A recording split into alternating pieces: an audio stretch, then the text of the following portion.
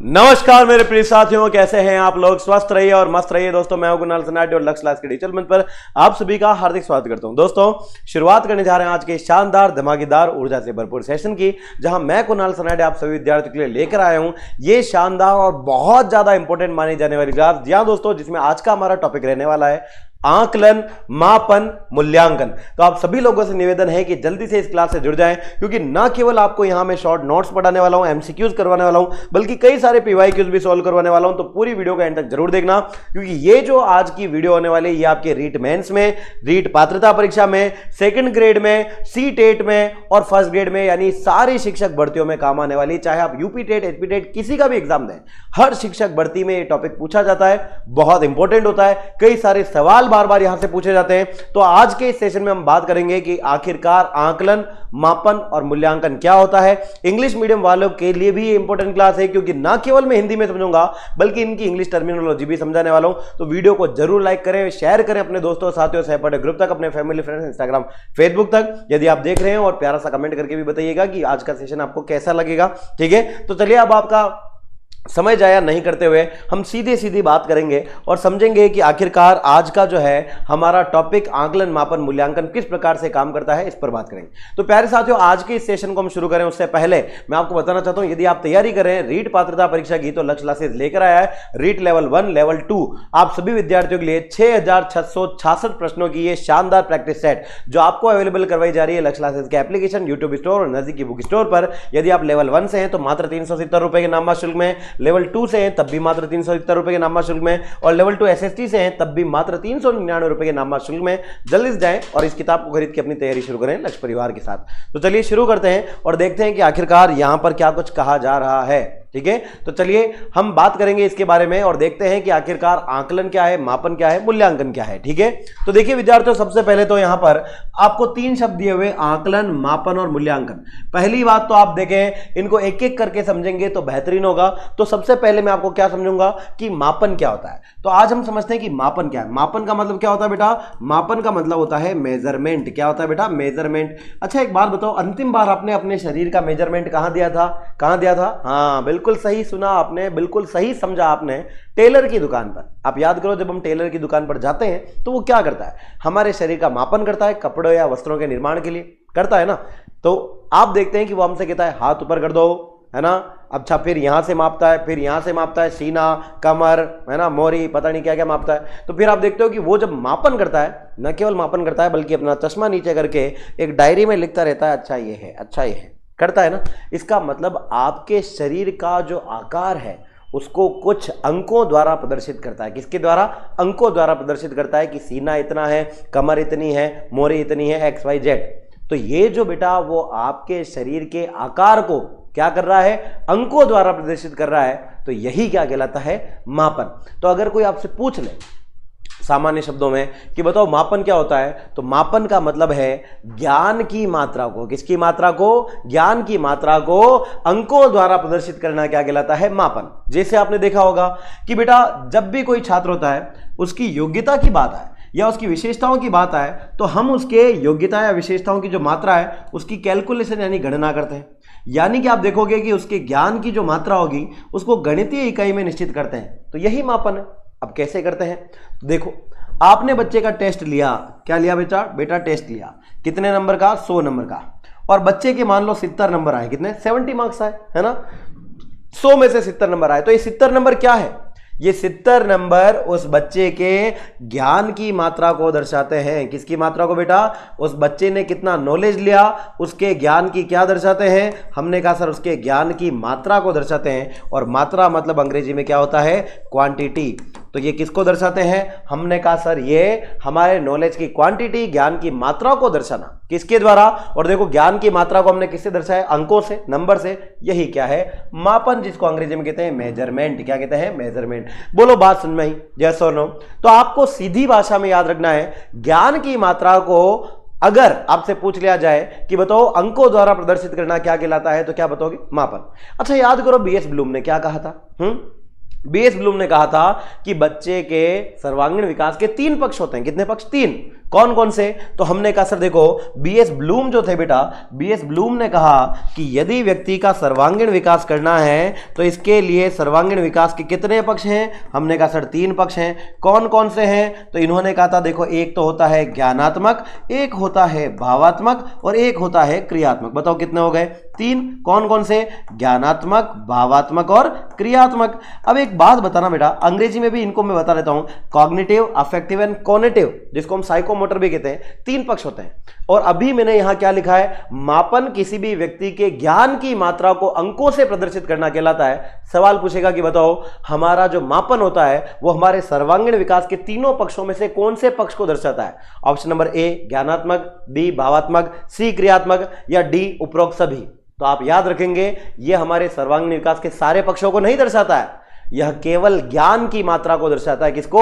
ज्ञान की मात्रा को दर्शाता है, क्वांटिटी ऑफ नॉलेज को दर्शाता है। इसलिए हमने कहा इसका संबंध केवल और केवल हमारे कौन से पक्ष से होता है? तो आप याद क्या रखेंगे? केवल हमारे ज्ञानात्मक संज्ञानात्मक पक्ष से होता है। संज्ञानात्मक या ज्ञानात्मक पक्ष का संबंध सीधा किससे होता है? हमने कहा सर मापन से। बोलो डंडनाडन, हो गए नंबर पक्के। एक तो यहीं पर बोलो मजा आया या नहीं आया? आया ना? बस ऐसे ही सामान्य शब्दों में अभी पूरा आंकलन हम मापन पढ़ लेंगे, है ना? अब आओ, तो देखो हमने पढ़ा कि ये बच्चा 100 में से कितने नंबर लेकर आया था? 70।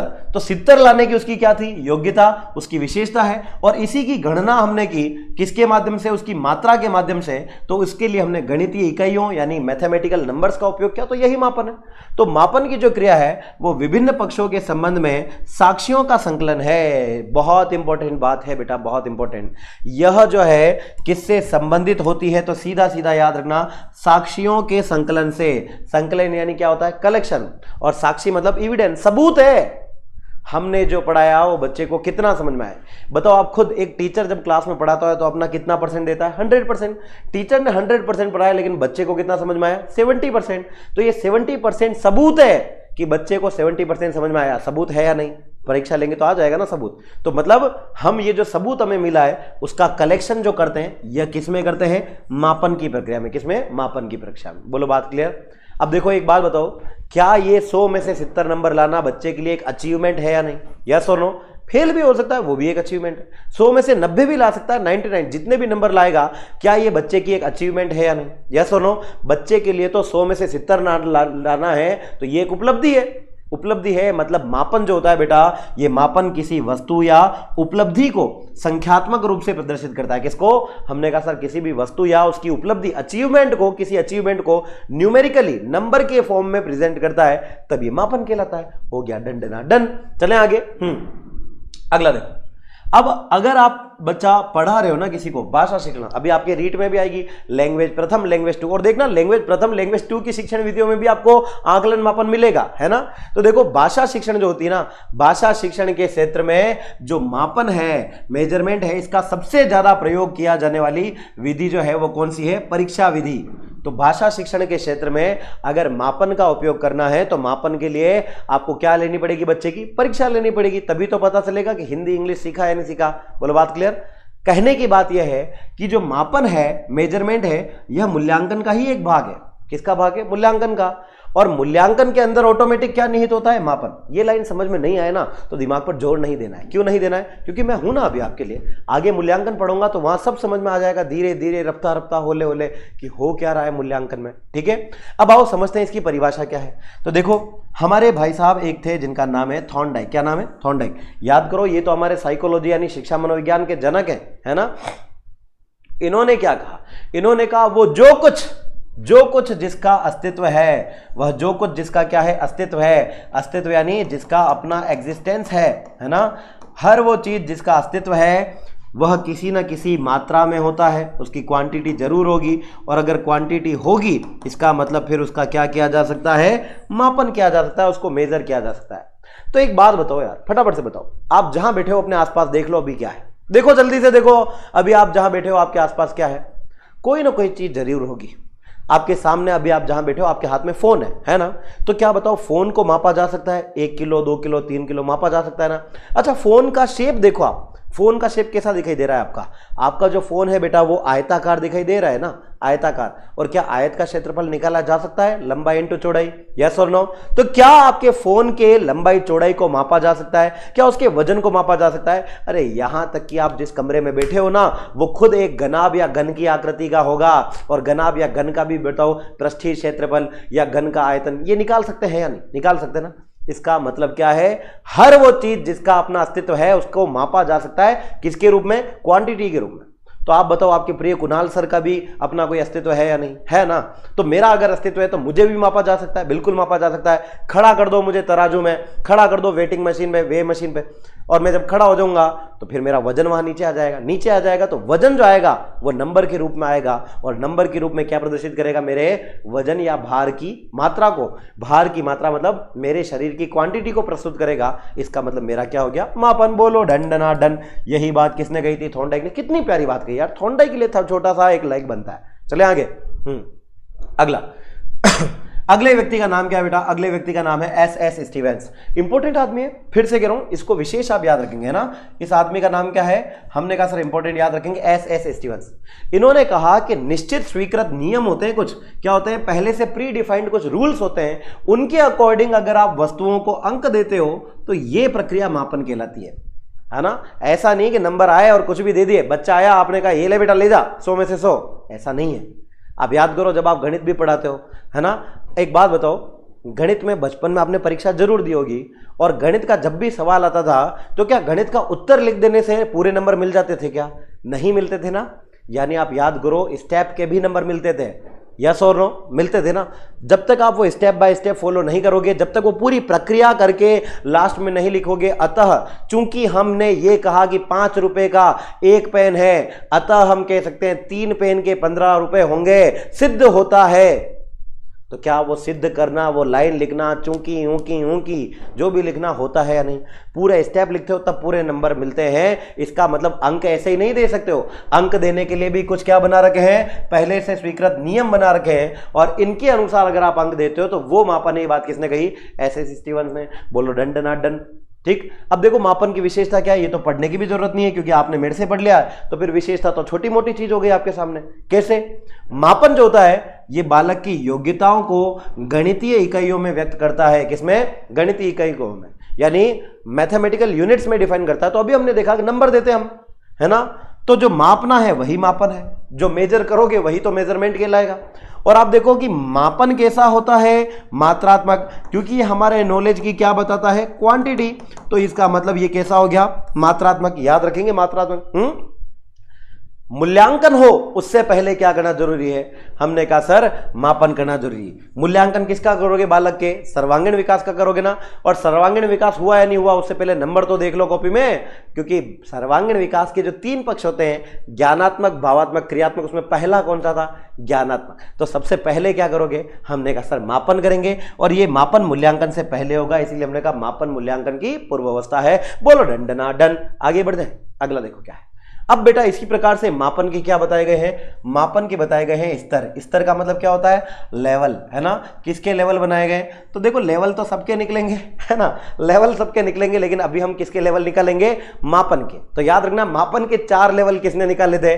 मापन के 4 लेवल निकालने का श्रेय जाता है एस स्टीवेंस को, है ना। और इसके द्वारा मापन की जो विधियां हैं, इनको हम मापन की विधियां, मापनी या स्तर भी कह सकते हैं, है ना। सामान्य शब्दों में मीनिंगफुली अगर बात करें तो ये मापन के स्तर कितने प्रकार के हैं? 4 प्रकार के। कितने? 4 प्रकार के, जिनको ऐसे स्टीवेंस ने बताया था, है ना। मापन के 4 स्तर। अब विशेष सुनना, ध्यान, नाम क्या है इनका, है ना।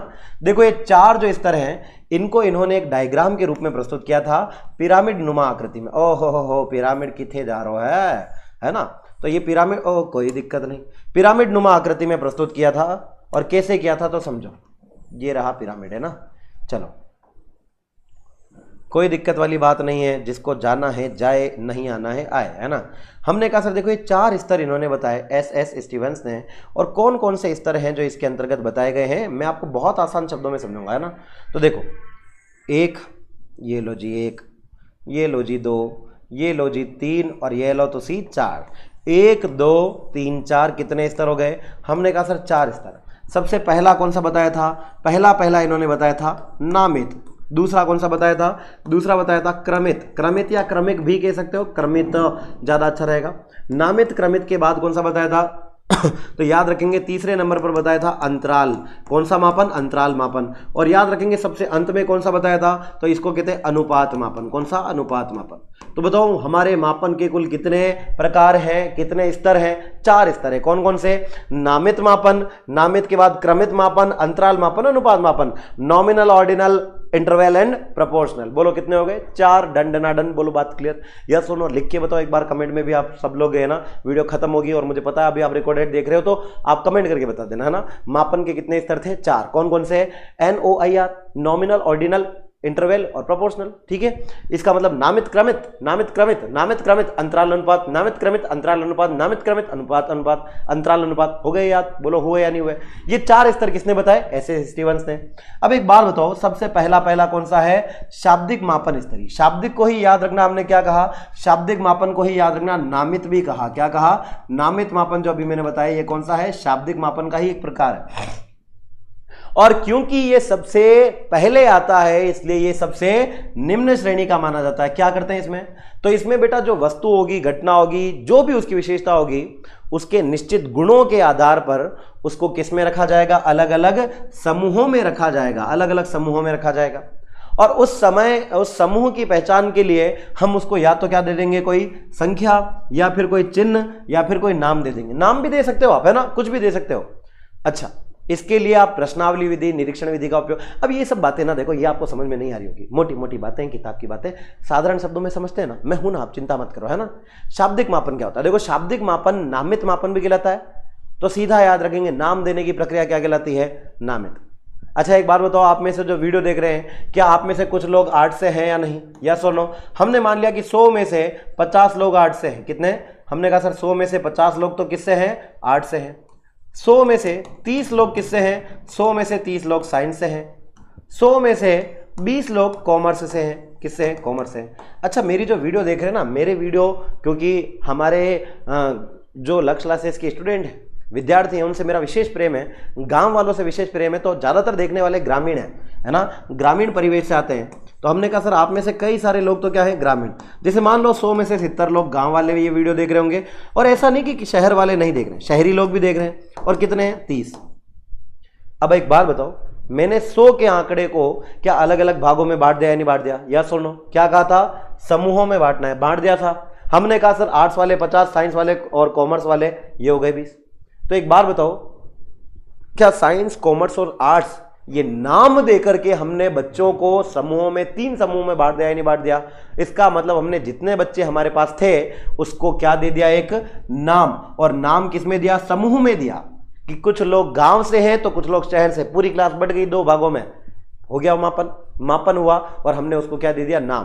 तो नाम देना क्या कहलाता है? नामित मापन। बोलो बात क्लियर? और इसके लिए आप निरीक्षण आप देखकर भी पता लगा सकते हो, कितने गांव से कितने शहर से, कौन लड़का है कौन लड़की है, पता लगा सकते हो ना।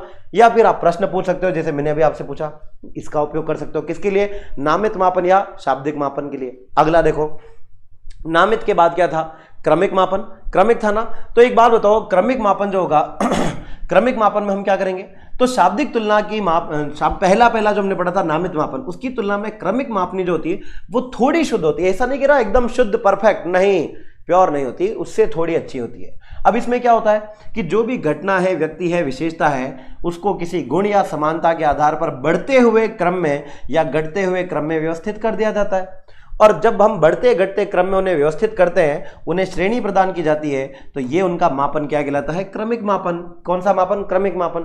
अब समझते हैं क्रमिक मापन कैसे होता है। आओ, अच्छा आपने देखा होगा, याद करो, स्कूल में आपको जब आपकी परीक्षा होती थी तो फिर रैंक दिया करते थे, याद है क्या? रैंक देते थे ना। कौन सी रैंक देते थे? जैसे मान लो, है ना, हमने पढ़ा, देखो, first, second, third, fourth, fifth, ये दे दिया भाई साहब हमने, है ना।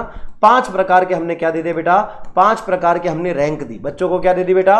रैंक दे दी। 5 रैंक दे दी बेटा, ठीक है, 5 रैंक दी। अब मान लो रामलाल इसमें क्या आया था बेटा? रामलाल आया था फर्स्ट, ठीक है। हाँ, श्यामलाल इसमें क्या आया था? सेकंड। क्या आया बेटा? श्यामलाल आया था सेकंड, ठीक है।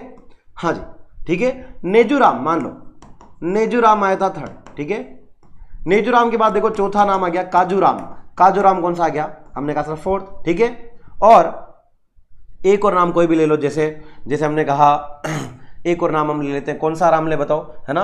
हमने लिखा करनाराम, मान लो ऐसा नाम ले लेते हैं। देखो अब क्या करें, यही नाम याद आ रहे हैं, गांव से हैं तो गांव वाले नाम याद आते हैं हमको, तो है ना बेटा। हमको कौन सा पिंकी टिंकी रोनी शोनी याद आते हैं, ये या नाम याद। रामलाल, श्यामलाल, नेजूराम, काजूराम, करनाराम। बोलो बात क्लियर। हमने इन 5 बच्चों की कक्षा में 5 को रैंक दे दी, और जैसे ही रैंक दे दी मतलब हमें पता चल गया इनमें पढ़ने वाला कौन है। पढ़ने वाला कौन है? रामलाल। और सबसे ज्यादा कमजोर कौन है? करनाराम। तो हमें क्या पता चला? उनके ज्ञान की मात्रा के साथ साथ उनकी ज्ञान की मात्रा का क्रम पता चल गया। तो क्रमिक मापनी में क्या होगा? क्रमिक मापनी में घटना, व्यक्ति, विशेषता को किसी गुण, उनके गुण, जैसे हमने नॉलेज लिया है ना, नॉलेज लिया, उस या उनकी समानता के आधार पर या तो बढ़ते हुए क्रम में या घटते हुए क्रम में हम क्या दे देंगे? व्यवस्थित कर देंगे और मापन कर लेंगे। तो बोलो बात सुन भाई, क्रमिक मापन में क्या होता है? रैंक दे दिया, परसेंटेज दे दिया, अंक दे दिए, है ना, कि 100 में से 70, 100 में से 80, 100 में से 90, 100 में से 100, तो नंबर देना भी क्रमिक मापन। ठीक है। अगला कौन सा था? अगला था बेटा अंतराल मापन। कौन सा? अंतराल, इंटरवल। तो इसमें बेटा जो अंतराल मापन होता है, विभिन्न इकाइयों के मध्य जो अंतर होता है वो अंतर स्पष्ट होता है, कुछ ना कुछ अंतर जरूर होगा जैसे। और ये स्तर गुणात्मक आंकड़ों का परिमाणात्मक आंकड़ों में प्रस्तुत करता है। नहीं समझ में आया? मुझे पता है आपको नहीं आया। अरे मैं हूं, चिंता काहे कर रहे हो? अभी ये करनाराम, नेजूराम सबको पास करा दूंगा, चिंता मत करो। तो हमने बेटा 5 लिए थे, लोग याद करो, है ना। 5 लोग लिए थे। कौन कौन? नजर डाल लो एक बार। रामलाल, श्यामलाल, नेजूराम, काजूराम, करनाराम, है ना। चलो देख लेते हैं कौन कौन है। हमने कहा सर रामलाल, ठीक है, एक था श्यामलाल, एक था नेजूराम, ठीक है, एक था काजूराम, एक था करनाराम। ठीक है, कितने बच्चे हो गए बेटा? 5 बच्चे हो गए ना। यस और नो? हो गए 5 सा। अब एक बात बताओ, हमने क्या किया? हमने कहा रामलाल के जो नंबर हैं बेटा, वो नंबर आए हैं किसी के बीच, जिसको हम कह सकते हैं 100 से 90 के बीच। 100 से 90 के बीच रामलाल के नंबर आए। हो सकता है 95 आए हो। हमने ये नहीं कहा कि 95 आए, हमने कहा 100 से 90 के बीच आए। श्यामलाल के हमने कहा 90 से 80 के बीच, हो सकता है 85 आए हो, है ना। नेजूराम के जो नंबर है बेटा वो 70 कितने से कितने के बीच आए हैं? हमने कहा सर 80 से 70 के बीच आए हैं। जो काजूराम है उसके नंबर 70 से 60 के बीच आए हैं, और जो करनाराम है उसके नंबर 60 से 50 के बीच आए हैं। हमने ये बात कही थी, है ना। और आप देखते हो कि इसी आधार पर बच्चों को ग्रेड दी जाती है। क्या दी जाती है? ग्रेड। तो हमने कहा मान लो हमने grade they the, Ramlal A+, Shyamlal A, नेजूराम B+, काजूराम B और करनाराम C। हो गई ग्रेड। एक बात बताओ, ग्रेडिंग प्रणाली भी तो स्कूल में चलती है ना, हमेशा थोड़ी ना परसेंटेज देते हैं। तो वो ग्रेडिंग प्रणाली के लिए क्या कुछ नंबर का एक निश्चित अंतराल होता है या नहीं, कि 100 से 90 के बीच में जितने आएंगे उन सबको हम क्या देंगे? A+ grade. जितने भी 90 से 80 के बीच आएंगे उनको कौन सी ग्रेड देंगे? A। 80 से 70 के बीच जितने बच्चों के नंबर दोगे उन सभी को हम B+ ग्रेड दे देंगे। तो हमने क्या किया? बच्चे, व्यक्ति, घटना, उन सभी को हमने क्या किया बेटा? उनके मध्य एक अंतर के आधार पर, इंटरवल के आधार पर, अंतराल के आधार पर मापन कर लिया। तो यही कहलाता है अंतराल मापन। बोलो डन डना डन। क्लियर? अंतिम मापन कौन सा है? देखो अंतिम मापन है कौन सा? अनुपात मापन। बोलो कौन सा है? अनुपात मापन। अब अनुपात मापन क्या होता है? देखो अनुपात मापन मैंने आपको बताया था, सबसे पहला था, याद करो, नामित, फिर था क्रमिक, फिर था आपका अंतराल, और सबसे अंत में कौन सा? अनुपात। सबसे टॉप मोस्ट कौन सा है? अनुपात मापन। तो सबसे ऊपर आता है, सबसे ऊपर आता है मतलब सबसे ज्यादा प्रचलित है, सबसे ज्यादा एक्यूरेट है, और सबसे ज्यादा फेमस भी यही है ना। और अनुपात जो मापनी है, इसके द्वारा मापन है जो है वो बहुत ज्यादा रियलिस्टिक हो जाता है, यथार्थ हो जाता है, और शुद्ध यानी प्योर रहता है। क्यों रहता है? क्योंकि ऊपर जितना भी हमने पढ़ा ना अभी, कौन कौन सा? नामित, क्रमित और अंतराल, इन तीनों की विशेषताएं किसमें होती है? अनुपात में। और क्यों होती है? क्योंकि इसमें एक आदमी हमेशा दूसरे की तुलना में क्या होता है? उसके सापेक्ष शून्य होता है। क्या होता है बेटा? दूसरा व्यक्ति एक व्यक्ति के अपेक्षा हमेशा शून्य होता है। इसलिए सबसे ऊपर कौन सा आता है? अनुपात मापन। कौन सा? अनुपात मापन, जिसमें एक व्यक्ति हमेशा 0 हो जाएगा। बोलो बात क्लियर है ना। तो जिसमें सारी विशेषताएं आए, नामित की भी, क्रमित की भी और अंतराल की भी, वो क्या कहलाता है? अनुपात मापन। बोलो बात क्लियर। चले आगे। तो ये थे आपके, याद रखना किसके प्रकार? मापन के स्तर थे। क्या थे बेटा? मापन के स्तर। इसी के साथ मापन समाप्त हुआ। अब आगे आकलन को पढ़ते हैं, इससे पहले एक बार मापन का रिवीजन कर लेते हैं। क्या था मापन में? याद करो, मापन किसी व्यक्ति, वस्तु, स्थान या घटना को अंक देने की प्रक्रिया मापन कहलाती है ना। मापन के बारे में थॉर्नडाइक ने कहा था कि वह जो कुछ जिसका अस्तित्व है उसकी मात्रा को मापा जा सकता है गणितीय अंकों द्वारा। ये बात किसने कही थी? हमने कहा सर थॉर्नडाइक ने। तो याद करो एसएस स्टीवेंस थे जिन्होंने कहा था कि कुछ पूर्व निर्धारित नियमों के अनुसार अंक देने की प्रक्रिया ही मापन कहलाती है, और उन्होंने ही मापन के 4 प्रकार 4 स्तर बताए थे। इसे एसएस स्टीवेंस ने कौन कौन सा? नामित, क्रमिक, अंतराल, अनुपात, nominal, ordinal, interval and proportional. बोलो बात क्लियर? यस और नो? चलें आगे, अगला देखो। अब अगला शब्द कौन सा आता है? याद रखना, मापन का मतलब बताया था मैंने मेजरमेंट। अगला क्या है? आकलन। आकलन मतलब क्या होता है? असेसमेंट। क्या होता है बेटा? असेसमेंट। तो चिंता नहीं किसी बात की, जय बोलो भोलेनाथ की, असेसमेंट शुरू होने जा रहा है। मापन समझ में आया ना? तो अभी चिंता मत करना, क्योंकि आगे जो आकलन के बाद मूल्यांकन आएगा, सतत एवं व्यापक मूल्यांकन आएगा, सारी जिम्मेदारी तुम्हारे भाई की है। तुम चिंता मत करो, तुम तो पढ़ते जाओ, बढ़ते जाओ, क्योंकि पढ़ेगा इंडिया तभी तो बढ़ेगा इंडिया। तो आओ समझते हैं आकलन क्या है। जिस प्रकार से मापन हमने देखा अभी कि मूल्यांकन का भाग है, तो वैसे ही आकलन भी किसका भाग है? मूल्यांकन का। तो एक बात बताओ, आकलन, मापन, मूल्यांकन तीनों में सबसे बड़ा कौन हुआ? हमने कहा सर मूल्यांकन हुआ, क्योंकि मापन खुद किसका भाग है? मूल्यांकन का। आकलन भी खुद किसका भाग है? मूल्यांकन का। तो सबसे बड़ा कौन? अरे बाप बड़ा ना भैया, मूल्यांकन ही सबसे बड़ा है भैया। बोलो बात क्लियर है ना? अब आकलन क्या होता है समझो। आकलन सूचनाओं को एकत्र करने की प्रक्रिया है। इस बात पर गौर करना। आप सूचनाओं को क्या करने की प्रक्रिया है? एकत्रित। और लिख दो इस पर इंपोर्टेंट, छप गया। क्या लिखोगे ऊपर? छप गया, छपाक, ऐसे लिख दो, छप गया, छपाक, है ना? तो छपाक लिख दो, मतलब छप गया। ठीक है, तो ये बेटा सूचनाओं को एकत्रित करने की प्रक्रिया है। और जो मापन होता है ना, उसकी तुलना में ये बड़ा है, थोड़ा विस्तृत है ना? थोड़ा बड़ा होता है मापन से, क्योंकि मापन में तो केवल अंकों को प्रदर्शित किया जाता है, जिससे आप बच्चे का क्या पता लगा लोगे। एक बार बताओ, बच्चा 100 में से 70 नंबर लेकर आया, आपको क्या पता चला कि क्या वाकई में वो ईमानदारी से लाया? ये पता चल गया क्या? नहीं पता चला ना। आपको बच्चे के गुण कभी पता नहीं चलेंगे, केवल ज्ञान की मात्रा पता चलेगी। अब ये तो हो सकता है वो रट के भी लिया है ना? चीटिंग करके, टिपंतरी करके लेके आ सकता है। चीटिंग कर ली उसने चीटिंग कर ली, तो हो सकता है वो 100 में से 100 भी लिया है। रट्टा मार के भी 100 में से 90 ला सकता है। तो कौन सी बड़ी बात है? तो फिर क्या वो मापन सही होगा? नहीं होगा ना। हमें केवल ये पता चलेगा कि हाँ ये पढ़ने में होशियार है क्योंकि ये नंबर ज्यादा लेके आया, लेकिन क्या वाकई में हमें पता चलेगा? नहीं ना। इसके लिए क्या होता है? आकलन। क्योंकि जो आकलन है, जब हम बच्चे को सिखा रहे होते हैं, तो सीखने सिखाने की प्रक्रिया के दौरान जो बच्चे हैं, बच्चों में सीखने की जो कमी रह जाती है, उस कमियों को पहचानने का काम किसमें होता है? आकलन में। किसमें होता है? आकलन में। अब याद करो, बचपन में जब टीचर से हम पढ़ते थे ना, तो पढ़ते पढ़ते टीचर आपको कहता था, बोलो समझ में आया कि नहीं आया? बच्चे कहते थे सर आया। कितने लोगों को आया? चलो इस सवाल का जवाब दो, हाथ खड़ा करो। और हम हाथ खड़ा करते, सर इसका आंसर मैं बताऊंगा। क्लास के सारे बच्चे हाथ खड़ा नहीं करते थे। तो टीचर का ध्यान उत्तर पूछने और उसको खड़ा करने की बजाय इस पर होता था कि कितने लोगों ने हाथ खड़ा नहीं किए। इसका मतलब सीखने सिखाने की प्रक्रिया में कहाँ कमी रह गई है, इस कमी को हमें पहचानना है। और ये पहचानने का काम किसमें होता है? आकलन में। और ये याद रखना, मापन तो हमने साल के अंत में किया, परीक्षा के साथ साथ किया। परीक्षा हुई, नंबर आया, लेकिन आकलन पूरे साल चल रहा है। जब जब कक्षा चल रही तब तक, जैसे अभी मैं आप कर सकता हूँ, कितने लोगों को समझ में आया कमेंट करके बताओ, तो मुझे समझ में आ जाएगा कितने को आया कितने को नहीं आया, है ना? तो ये सीखने सिखाने की प्रक्रिया, जिसमें बच्चों में सीखने की कहाँ कमी रह गई, इस बात को पहचानने का काम किसमें होता है? आकलन में होता है। ठीक है, और मापन जो है, ये मापन जो हमने इससे पहले पढ़ा, ये केवल आंकड़े, केवल आंकड़े मतलब किसी चीज के नंबर, न्यूमेरिकल डेटा जो होता है, नंबर जो डेटा होता है उसको दर्शाता है। जबकि आकलन जो है ये आंकड़ों का संग्रहण करता है, कलेक्शन करता है। और ना केवल कलेक्शन करता है कि बच्चे ने क्या सीखा, कितना सीखा, बल्कि उसको रीचेक करता है। इसका मतलब उसका क्या करता है? पुनः अवलोकन भी करता है।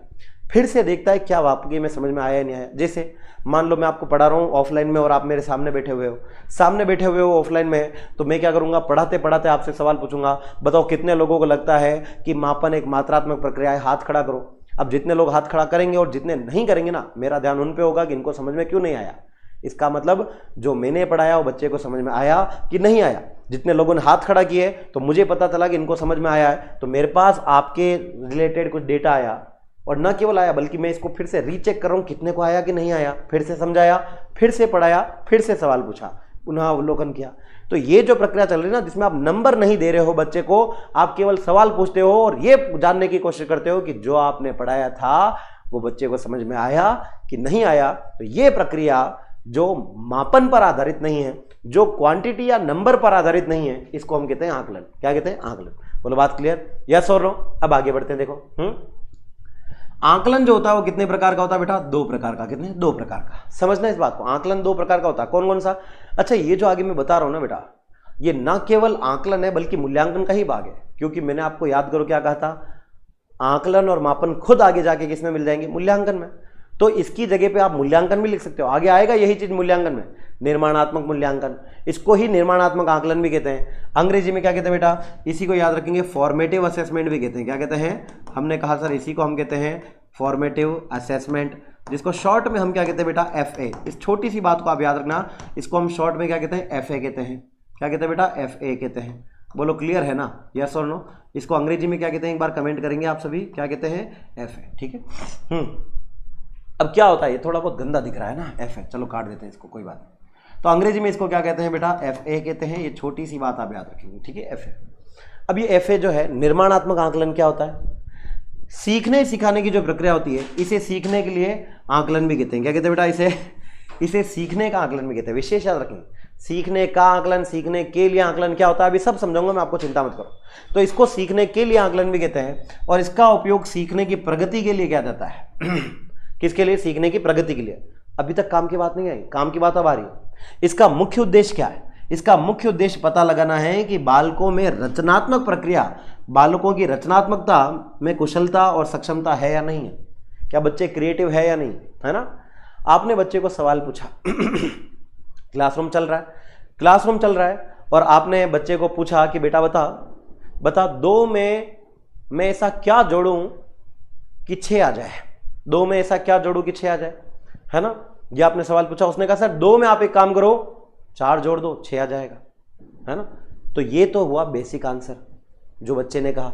आपने क्या पूछा कि बता बेटा 2 में ऐसा क्या जोड़ूं कि 6 आ जाए, और अगर बच्चे ने कहा सर 2 में आप 4 जोड़ दोगे तो 6 आ जाएगा, मतलब बेसिक है वो। लेकिन अगर वो कहता है सर 2 को 2 में 3 बार जोड़ दोगे ना तब भी 6 ही आएगा सर, वो कहे आपसे कि सर 2 में 3 जोड़ के 1 जोड़ दोगे तब भी 6 ही आएगा, तो इसका मतलब ये पता चलता है कि जो आपने सिखाया था उसको केवल एक तरीका पता नहीं है, एक से ज्यादा तरीके पता है। इसका मतलब बच्चे में रचनात्मकता, क्रिएटिविटी है या नहीं है? यस और नो? तो बच्चे की क्रिएटिविटी का पता लगाने के लिए जो हम आकलन करते हैं वो कौन सा? निर्माणात्मक आकलन, फॉर्मेटिव असेसमेंट कहलाता है। कौन सा?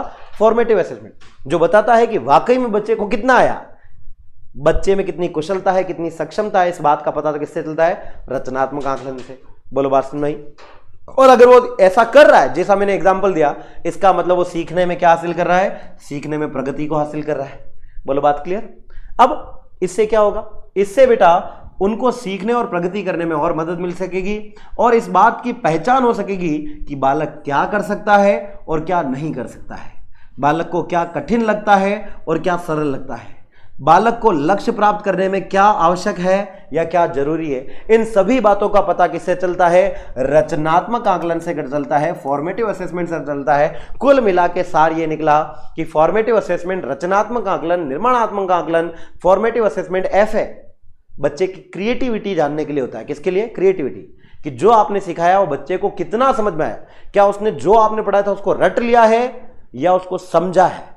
इसका पता लगाने के लिए हम बच्चे के लिए कौन सा आकलन करते हैं? रचनात्मक, निर्माणात्मक या फिर फॉर्मेटिव असेसमेंट करते हैं। बोलो बात सुन भाई, याद रखेंगे अंग्रेजी में फॉर्मेटिव असेसमेंट FA कहते हैं, इसी को निर्माणात्मक भी कहते हैं, इसी को रचनात्मक भी कहते हैं, जो बच्चे की क्रिएटिविटी के लिए। ठीक है। अगला कौन सा आता है बेटा? योगात्मक आकलन। योगात्मक को अंग्रेजी में क्या कहते हैं बेटा? समेटिव। क्या कहते हैं? समेटिव। और आकलन को क्या कहते हैं बेटा? समेटिव को याद रखेंगे, आकलन को कहते हैं असेसमेंट। तो बताओ शॉर्ट में क्या कहेंगे इसको? शॉर्ट में कहेंगे सर SA। क्या कहेंगे? SA। अब योगात्मक आकलन क्या होता है सुनो। योगात्मक आकलन को सीखने का आकलन कहते हैं। क्या कहते हैं बेटा? सीखने का आकलन।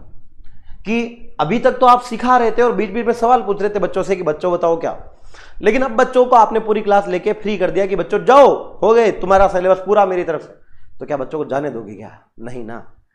अब आप याद करो कि जब आपका पूरा सिलेबस हो जाता है तो साल के अंत में क्या होगी? परीक्षा।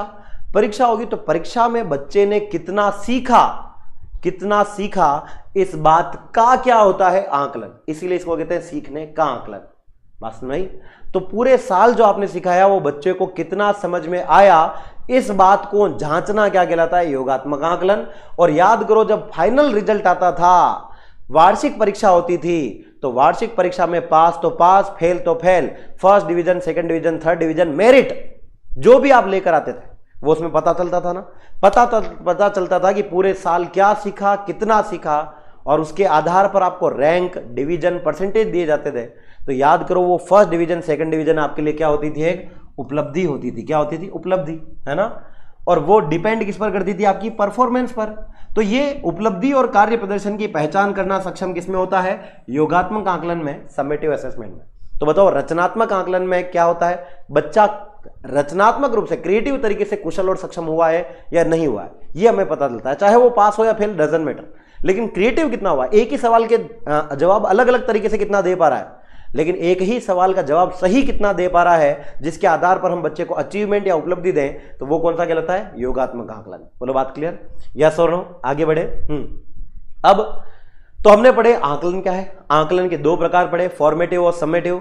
रचनात्मक, निर्माणात्मक, फॉर्मेटिव या FA। दूसरा हमने पढ़ा योगात्मक आकलन, जिसको हमने क्या कहा, और याद करो, इसी को हमने कहा SA। बोलो, बात क्लियर? अब देखो बेटा, आकलन की भी एक पद्धति होती है। पद्धति समझते हो ना? सिस्टम क्या होता है बेटा? सिस्टम क्या है आकलन का सिस्टम? तो इसके 3 प्रकार है। आकलन की पद्धति के कितने प्रकार है बेटा?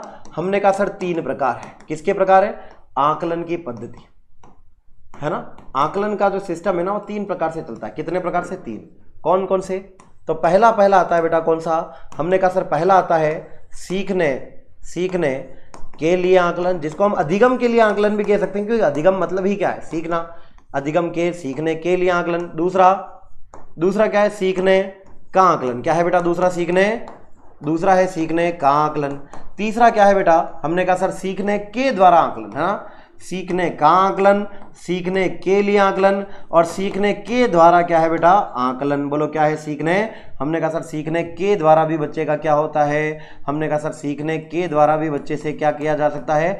आकलन किया जा सकता है। तो एक जल्दी से बताओ क्या क्या लिखा मैंने। आकलन के कितने प्रकार? 3। कौन कौन से? सीखने के लिए आकलन, सीखने का आकलन, सीखने के द्वारा आकलन। Assessment for learning, assessment of learning, assessment by learning. बोलो, बात क्लियर? किसकी पद्धति? आकलन की। अब ये क्या है, एक एक करके समझते हैं। सबसे पहला कौन सा आएगा? सीखने के लिए आकलन। तो समझते हैं सीखने के लिए आकलन, अधिगम के लिए आकलन क्या होता है। अधिगम के लिए आकलन जो है, ये शिक्षण प्रक्रिया के दौरान किया जाता है। शिक्षण यानी शिक्षण क्या? टीचिंग। तो जब टीचिंग, जैसे अभी मैं आपको पढ़ा रहा हूं, तो आपका क्या कर सकता हूं? आकलन। लेकिन ऑफलाइन होने भी तो चाहिए ना, है ना। इसके द्वारा आगे की प्रक्रिया में क्या हो सकता है? सुधार। तो जब एक टीचर पढ़ा रहा होता है ना, तो ये कोशिश करता है कि बच्चों को समझ में आया या नहीं आया, वो पूछता रहे, है ना। तो याद रखना, जब भी टीचर आपको कोई टॉपिक समझाएगा, आपसे पूछेगा, बोलो समझ में आया क्या? अरे यस और नो। बोलो क्लियर है क्या? यस और नो। स्पष्ट हुआ या नहीं हुआ? यस और नो। और आप कहोगे हाँ सर आया, सर आ गया, सर बहुत अच्छे से आ गया, है ना।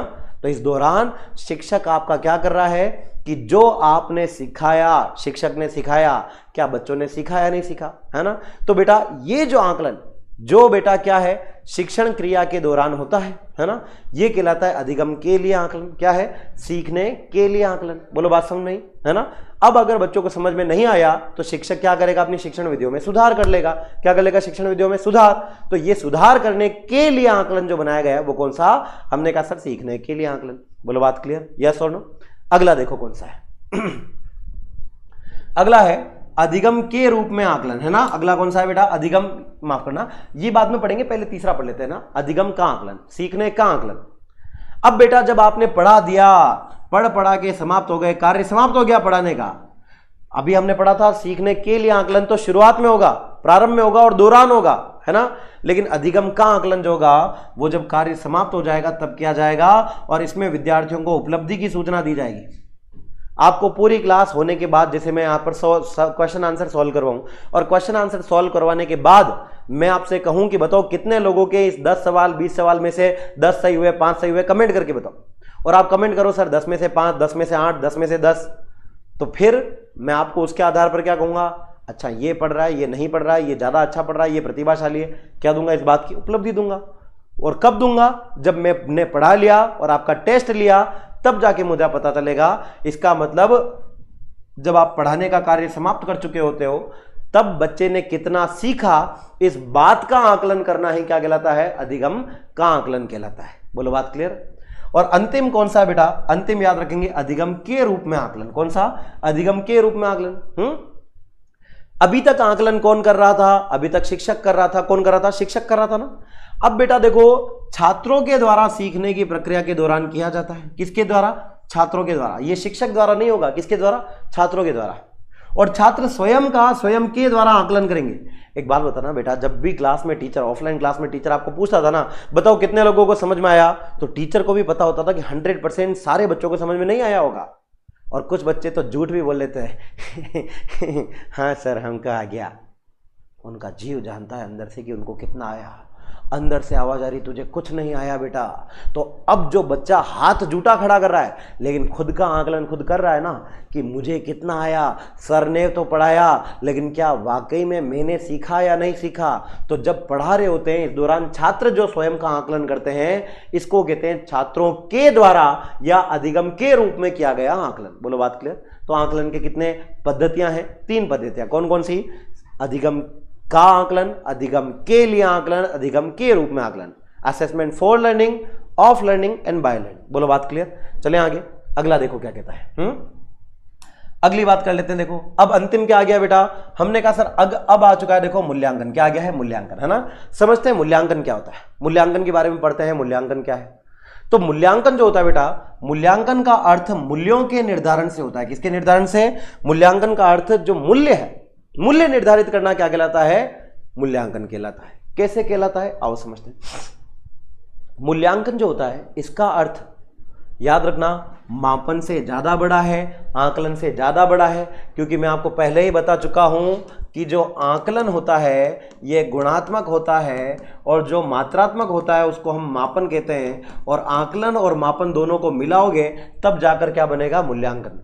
क्योंकि चाहे आकलन हो या मापन हो, दोनों ही किसमें शामिल है, मूल्यांकन में। किसमें, मूल्यांकन में शामिल है। बोलो बात सुन नहीं। इसका मतलब यहां आप मूल्य निर्धारित कर रहे हो, वैल्यू डिफाइन कर रहे हो दोस्तों। अब कैसे करोगे, तो मूल्यांकन के जो परीक्षण होते हैं इनमें नियम, सिद्धांत और उनका निर्माण, उनका मानकीकरण, प्रशासन और उनके द्वारा प्राप्त परिणामों की क्या होती है, व्याख्या भी शामिल होती है ना। बालक में गुणों की प्राप्ति का अनुभव एवं प्रशिक्षण के आधार पर होती है। बालक के जो गुण है उसकी प्राप्ति किसके आधार पर, अनुभव और प्रशिक्षण। अब देखो अनुभव और प्रशिक्षण में क्या फर्क है इसको समझना है ना।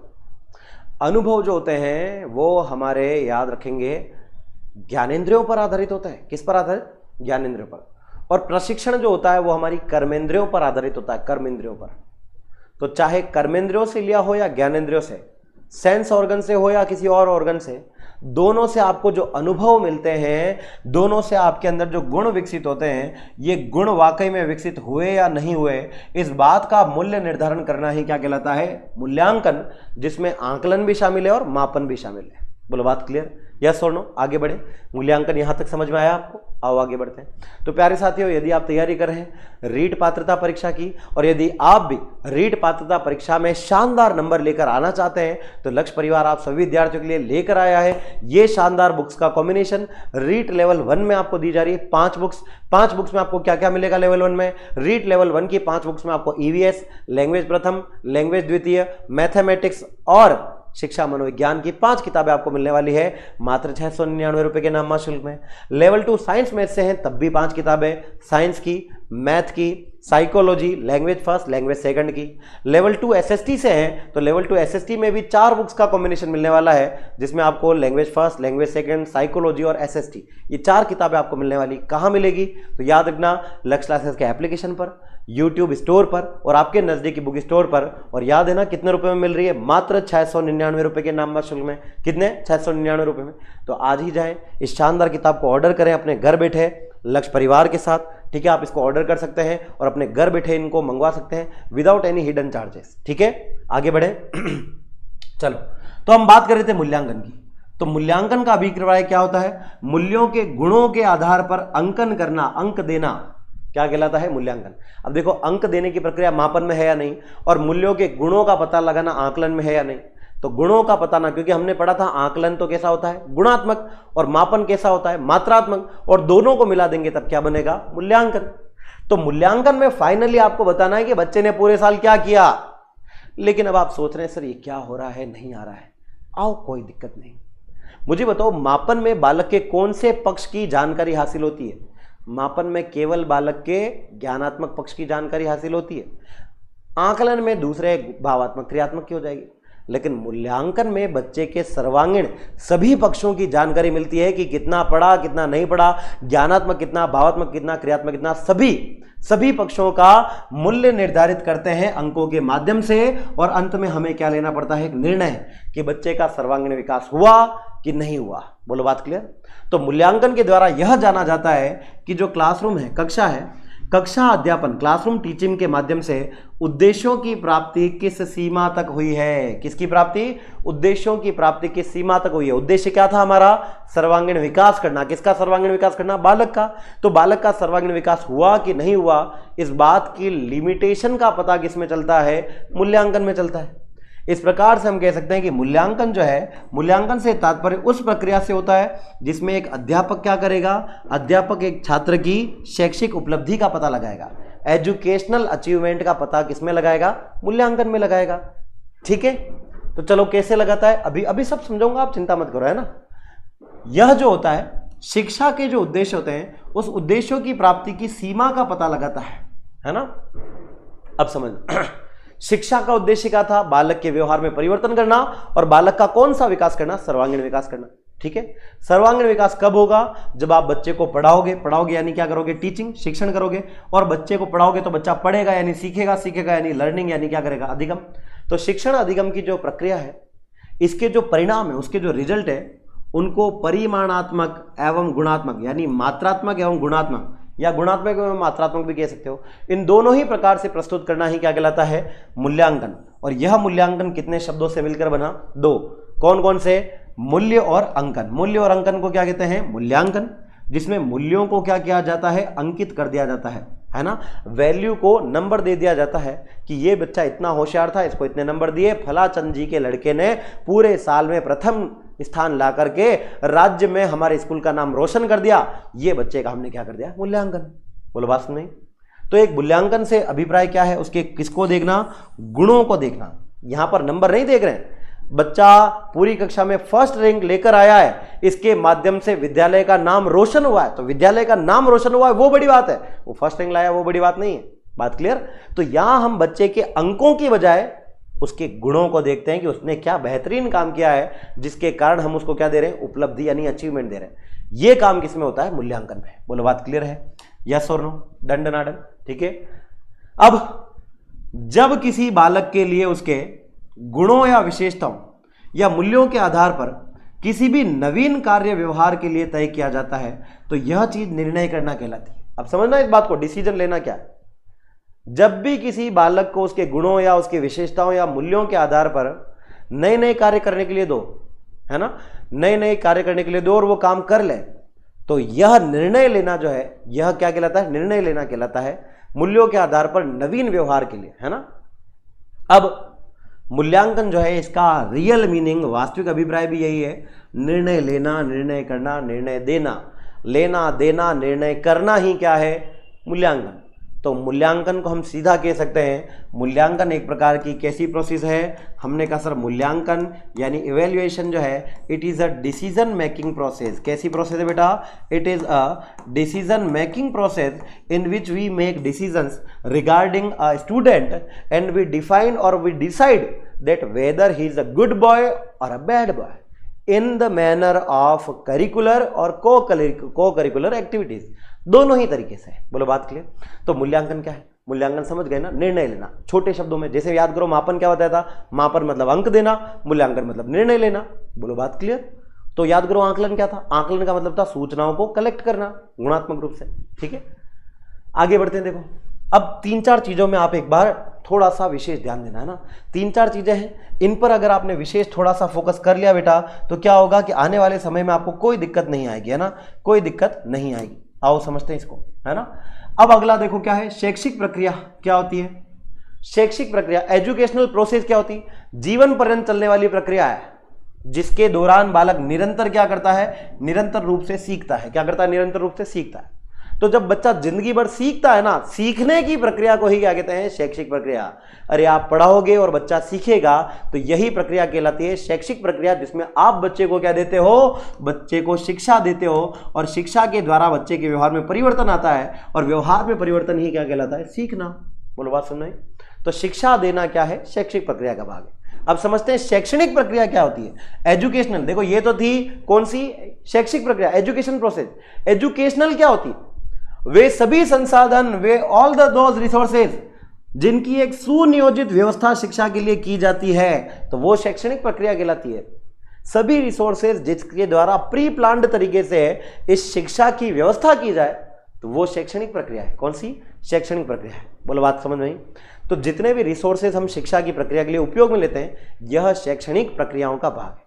और अंतिम कौन सा है? शिक्षण प्रक्रिया। शिक्षण को अंग्रेजी में क्या कहते हैं? टीचिंग। क्या कहते हैं बेटा? टीचिंग। और टीचिंग की प्रोसेस क्या होती है? टीचिंग की प्रोसेस है कि वह कक्षा कक्षीय प्रक्रिया जो होती है, जिसके द्वारा एक बालक में निश्चित उद्देश्यों की पूर्ति की दिशा में शिक्षक द्वारा कार्य किया जाता है, तो वह शिक्षण की प्रक्रिया है। किसकी प्रक्रिया है? शिक्षण। इसका मतलब क्या हुआ? जब क्लासरूम में एक टीचर पढ़ा रहा होता है ना, तो पढ़ाने के दौरान एक बालक के उद्देश्य, बालक का उद्देश्य, हमारा उद्देश्य क्या होगा? बालक का सर्वांगीण विकास करना। या तो हम उसको परसेंटेज, या फिर उसको अंक, या फिर हम उसको सरल ब्याज, चक्रवृद्धि ब्याज, कुछ भी पढ़ा रहे हैं हम, मान लो, तो हमारा उद्देश्य पूरा हुआ या कि नहीं हुआ, इस दिशा में अगर एक टीचर कार्य करता है तो इसको कहा जाता है टीचिंग प्रोसेस, शिक्षण की प्रक्रिया। ठीक है, अब समझना आगे जो डायग्राम बन रहा है वो किसका है? देखो एक बार, किसकी प्रक्रिया का है? शैक्षिक प्रक्रिया। और बताओ शिक्षण, शैक्षणिक और शैक्षिक तीनों में सबसे बड़ी कौन सी थी? शैक्षिक प्रक्रिया। शिक्षा की व्यवस्था करने की प्रक्रिया। और याद करो शिक्षा के कितने अंग? 3 अंग। अब एक बार थोड़ा जूम कर देता हूं मैं इसको आपके लिए, ताकि आपको और अच्छे से याद रहे, है ना? अब दिखाई दे रहा है बरोबर? हाँ, कोई दिक्कत नहीं। शैक्षिक प्रक्रिया क्या होती है? शैक्षिक प्रक्रिया में सबसे पहले शैक्षिक उद्देश्यों का क्या होता है बेटा? शैक्षिक उद्देश्यों का क्या हो जाता है? निर्धारण। क्या होता है बेटा? शैक्षिक उद्देश्यों का निर्धारण, है ना? दूसरा क्या होता है बेटा? हाँ, दूसरा होता है शिक्षण अधिगम। तीसरा होता है मूल्यांकन। तो एक बात बताओ, जैसे आज मैंने सोचा कि आज मैं 2 से 3 घंटे के अंदर बच्चों को मापन, आकलन और मूल्यांकन समझाऊंगा, इनमें अंतर बताऊंगा और मेरा उद्देश्य पूरा करूंगा। तो मैंने ये सोचा, पढ़ाने से पहले सोचा होगा ना, इसका मतलब मैंने पढ़ाने से पहले अपने शैक्षिक उद्देश्यों का क्या किया? निर्धारण किया। करने के बाद अभी मैं आपको पढ़ा रहा हूं मतलब आपको, मैं पढ़ा रहा हूं और आप पढ़ रहे हो मतलब सीख रहे हो, लर्निंग कर रहे हो। इसका मतलब मैं अभी आपके साथ क्या कर रहा हूं? शिक्षण और अधिगम, टीचिंग और लर्निंग की प्रोसेस चल रही है, अधिगम के लिए अनुभव दे रहा हूं, और सबसे अंत में सवाल भी लेकर आया हूं, PYQ। तो वहां मैं आपका क्या करूंगा बेटा? वहां मैं आपका करूंगा मूल्यांकन, कि आपको कितना समझ में आया कि नहीं आया, और इसके माध्यम से कौन सी प्रक्रिया पूरी हुई? शिक्षण की प्रक्रिया पूरी हुई, शैक्षिक प्रक्रिया पूरी हुई। तो बताओ शैक्षिक प्रक्रिया कितने ध्रुवीय प्रक्रिया है? 3 ट्राइपोलर एक्टिविटी है, जिसमें पहला काम क्या? शैक्षिक उद्देश्यों का निर्धारण, दूसरा शिक्षण अधिगम, अनुभव प्रदान करना, तीसरा मूल्यांकन कार्य करना, और तीनों के द्वारा क्या संपन्न हो रहा है? शैक्षिक प्रक्रिया। अब गौर करना, हमारा चैप्टर का नाम क्या है जो अभी हम पढ़ रहे हैं? वो है मूल्यांकन। क्या है बेटा? मूल्यांकन। तो मूल्यांकन बताओ सबसे पहले होता है या सबसे अंत में होता है? अंत में होगा ना, क्योंकि सबसे पहले तो क्या होगा? शिक्षण के उद्देश्य। जैसे मैंने सोचा कि आज आकलन, मापन, मूल्यांकन पढ़ा लेते हैं और देखते हैं कितनों को समझ में आता है कि नहीं आता है। इसके लिए मैं लास्ट में सवाल पूछूंगा, अंत में मतलब क्या करूंगा? मूल्यांकन। और मूल्यांकन से यह पता लगूंगा कि जो मैंने 2 घंटे तक आपको अधिगम के अनुभव दिए थे, क्या जो मैंने उद्देश्य निर्धारित किया था, क्या वो मेरा उद्देश्य पूरा हुआ कि नहीं हुआ? इस बात का पता किसमें चलेगा? मूल्यांकन में। तो याद करो हमने क्या लिखा था? शैक्षणिक उद्देश्यों की सीमा पता चलती है कि ये प्राप्त हुए कि नहीं हुए, ये पता किसमें चलता है? मूल्यांकन में। बोलो बात क्लियर? तो यही बात मैं आपको समझाना चाह रहा हूं बेटा।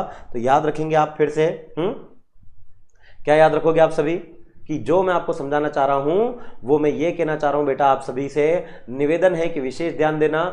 मैं आपको ये समझाना चाह रहा हूं कि मूल्यांकन शैक्षिक प्रक्रिया का एक अंग है, ना कि शैक्षिक प्रक्रिया है। केवल एक अंग है, 3 में से एक अंग कौन सा है? मूल्यांकन। और मूल्यांकन के द्वारा जब गुणों का आकलन हो जाता है तो फिर उन्हें मूल्यांकन अभिव्यक्त करने के लिए मापन का सहयोग लेते हैं। तो जब आकलन भी हो जाए और जब मापन भी हो जाए तो इसी को क्या कहते हैं? मूल्यांकन। क्या कहते हैं? मूल्यांकन। बोलो बात क्लियर? यस और नो? डन डना डन? आगे बढ़े।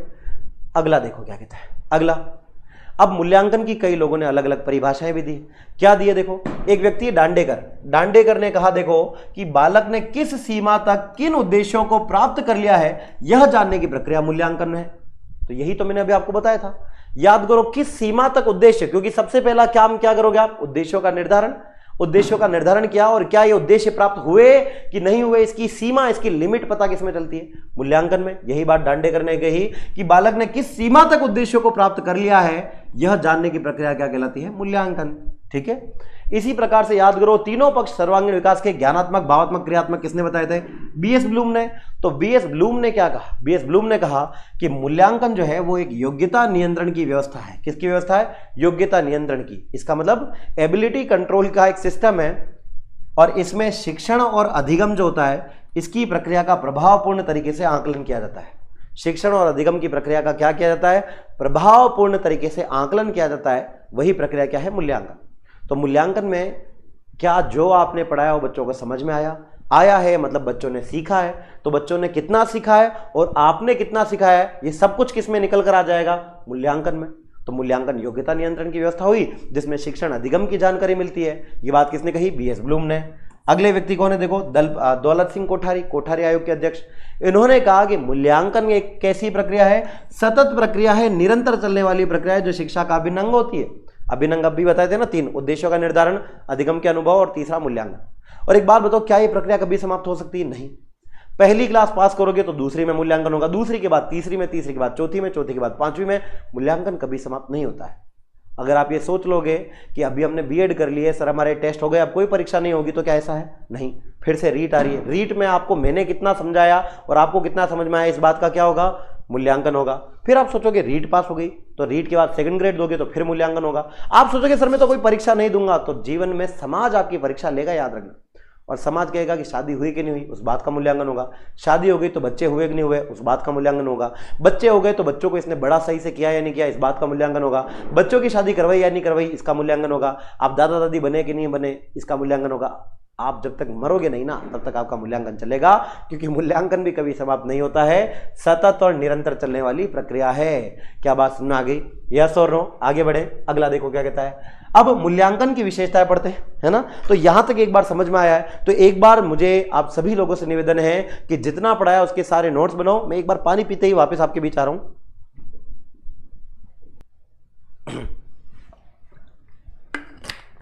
तो चलिए, हम बात कर रहे थे मूल्यांकन की विशेषताओं के बारे में।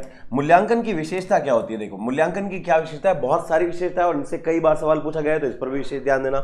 अब बात करें मूल्यांकन की, सबसे पहली विशेषता है वैधता। क्या है बेटा, वैधता। वैधता को अंग्रेजी में क्या कहते हैं, वैलिडिटी। क्या कहेंगे, वैलिडिटी। मूल्यांकन की विशेषता है कि मूल्यांकन में जब मूल्यांकन किया जाता है तब उसी विषय वस्तु का मापन हो, यदि देखो मूल्यांकन की विशेषता है कि मूल्यांकन में उसी विषय वस्तु, वही विषय वस्तु का मापन किया जाए जिसके लिए मूल्यांकन का आयोजन हो रहा है। यदि यह आदर्श स्थिति मूल्यांकन की है तो फिर यह वैधता को दर्शाती है। आप बालक के कौन से पक्ष का मूल्यांकन करना चाहते हो, यदि वो प्राप्त हो रहा है इसका मतलब आपका उद्देश्य पूरा हो रहा है। तो यानी कि कहने का मतलब है कि आप जिस विषय वस्तु का मापन करना चाहते हो, यदि वो मूल्यांकन में आयोजित हो रहा है तो फिर ये हम कहेंगे कि मूल्यांकन की क्या है, वैधता। बोलो क्या है, वैधता, है ना। अगर आप मौखिक परीक्षा ले रहे हो तो मौखिक परीक्षा देखो क्या है, मौखिक परीक्षा में आप बच्चे की उच्चारण क्षमता देखोगे, है ना, बच्चे का प्रोनाउंसिएशन देखोगे, बच्चा कितने अच्छे से शुद्ध वाक्य बोल पा रहा है। तो वो उद्देश्य अगर पूरा हो रहा है इसका मतलब वो मूल्यांकन वैलिड है। बोलो बात क्लियर, यस और नो। आगे बढ़े, अगला देखो क्या है। अगली इसकी विशेषता है कि मूल्यांकन में क्या पाई जाती है, विश्वसनीयता। क्या बेटा, विश्वसनीयता पाई जाती है। विश्वसनीयता मतलब क्या होता है, हमने कहा सर रिलायबिलिटी। क्या होता है, रिलायबिलिटी, है ना। विश्वसनीयता का अर्थ क्या है, विश्वसनीय का अर्थ है कि मूल्यांकन के बाद जब हमें रिजल्ट आएगा, रिजल्ट मिलेगा, तो उस परिणाम को कई लोग, कई सारे अलग अलग व्यक्ति से अगर आप जांच करवा लो, लेकिन उसके बाद भी यदि कोई परिवर्तन नहीं आ रहा है और परिणाम जैसा पहले था वैसा का वैसा रह रहा है, तो यही मूल्यांकन की विशेषता है। क्या है, यही मूल्यांकन की विशेषता है ना। इसका मतलब क्या है कि अगर आपकी कॉपी मान लो चेक करने के लिए दी गई, मुझे दी गई, राहुल सर को दी गई, है ना, राम सर को दी गई, XYZ किसी को भी दी गई, तो हमने कहा आपकी कॉपी मैं चेक करूं तब भी उतने ही नंबर आए, राम सर चेक करे तब भी उतने ही आए, करण सर चेक करे तब भी उतने ही आए, और राहुल सर चेक करे तब भी उतने ही आए। यानी जो प्राप्त अंक होंगे, याद रखना परिणाम का मतलब क्या होता है, जो अंक हमने क्या कर लिए हो, कोई बात नहीं, मूल्यांकन हो रहा है ना। हमने कहा कि यदि प्राप्त अंकों की बार बार क्या हो, प्राप्त अंकों की, याद रखेंगे, प्राप्त अंकों की बारंबारता हो, रिपीटिशन हो, एक जैसे नंबर बार बार आते रहे, तो यही हम कहेंगे कि मूल्यांकन फिर कैसा है, विश्वसनीय है। जो बार बार अलग अलग नहीं हो रहा है कि मैंने जांचा तो अलग, किसी और ने जांचा तो अलग, ऐसा ना हो तो वो विश्वसनीयता है। ठीक है। अगली देखो इसकी क्या विशेषता है, अगली है इसकी वस्तुनिष्ठता। क्या है? वस्तुनिष्ठता। वस्तुनिष्ठता का मतलब क्या होता है? ऐसा मूल्यांकन जिस पर किसी भी जांचकर्ता, किसी भी शिक्षक की रुचि, अभिरुचि, आदत या मनोवृत्ति का कोई प्रभाव नहीं पड़ता हो और सभी के लिए एक समान परिणाम में निष्ठा हो, तो फिर ये क्या कहलाता है? हमने कहा सर ये कहलाता है, आप याद रखना, वस्तुनिष्ठता, ऑब्जेक्टिविटी। ऑब्जेक्टिविटी क्या होता है?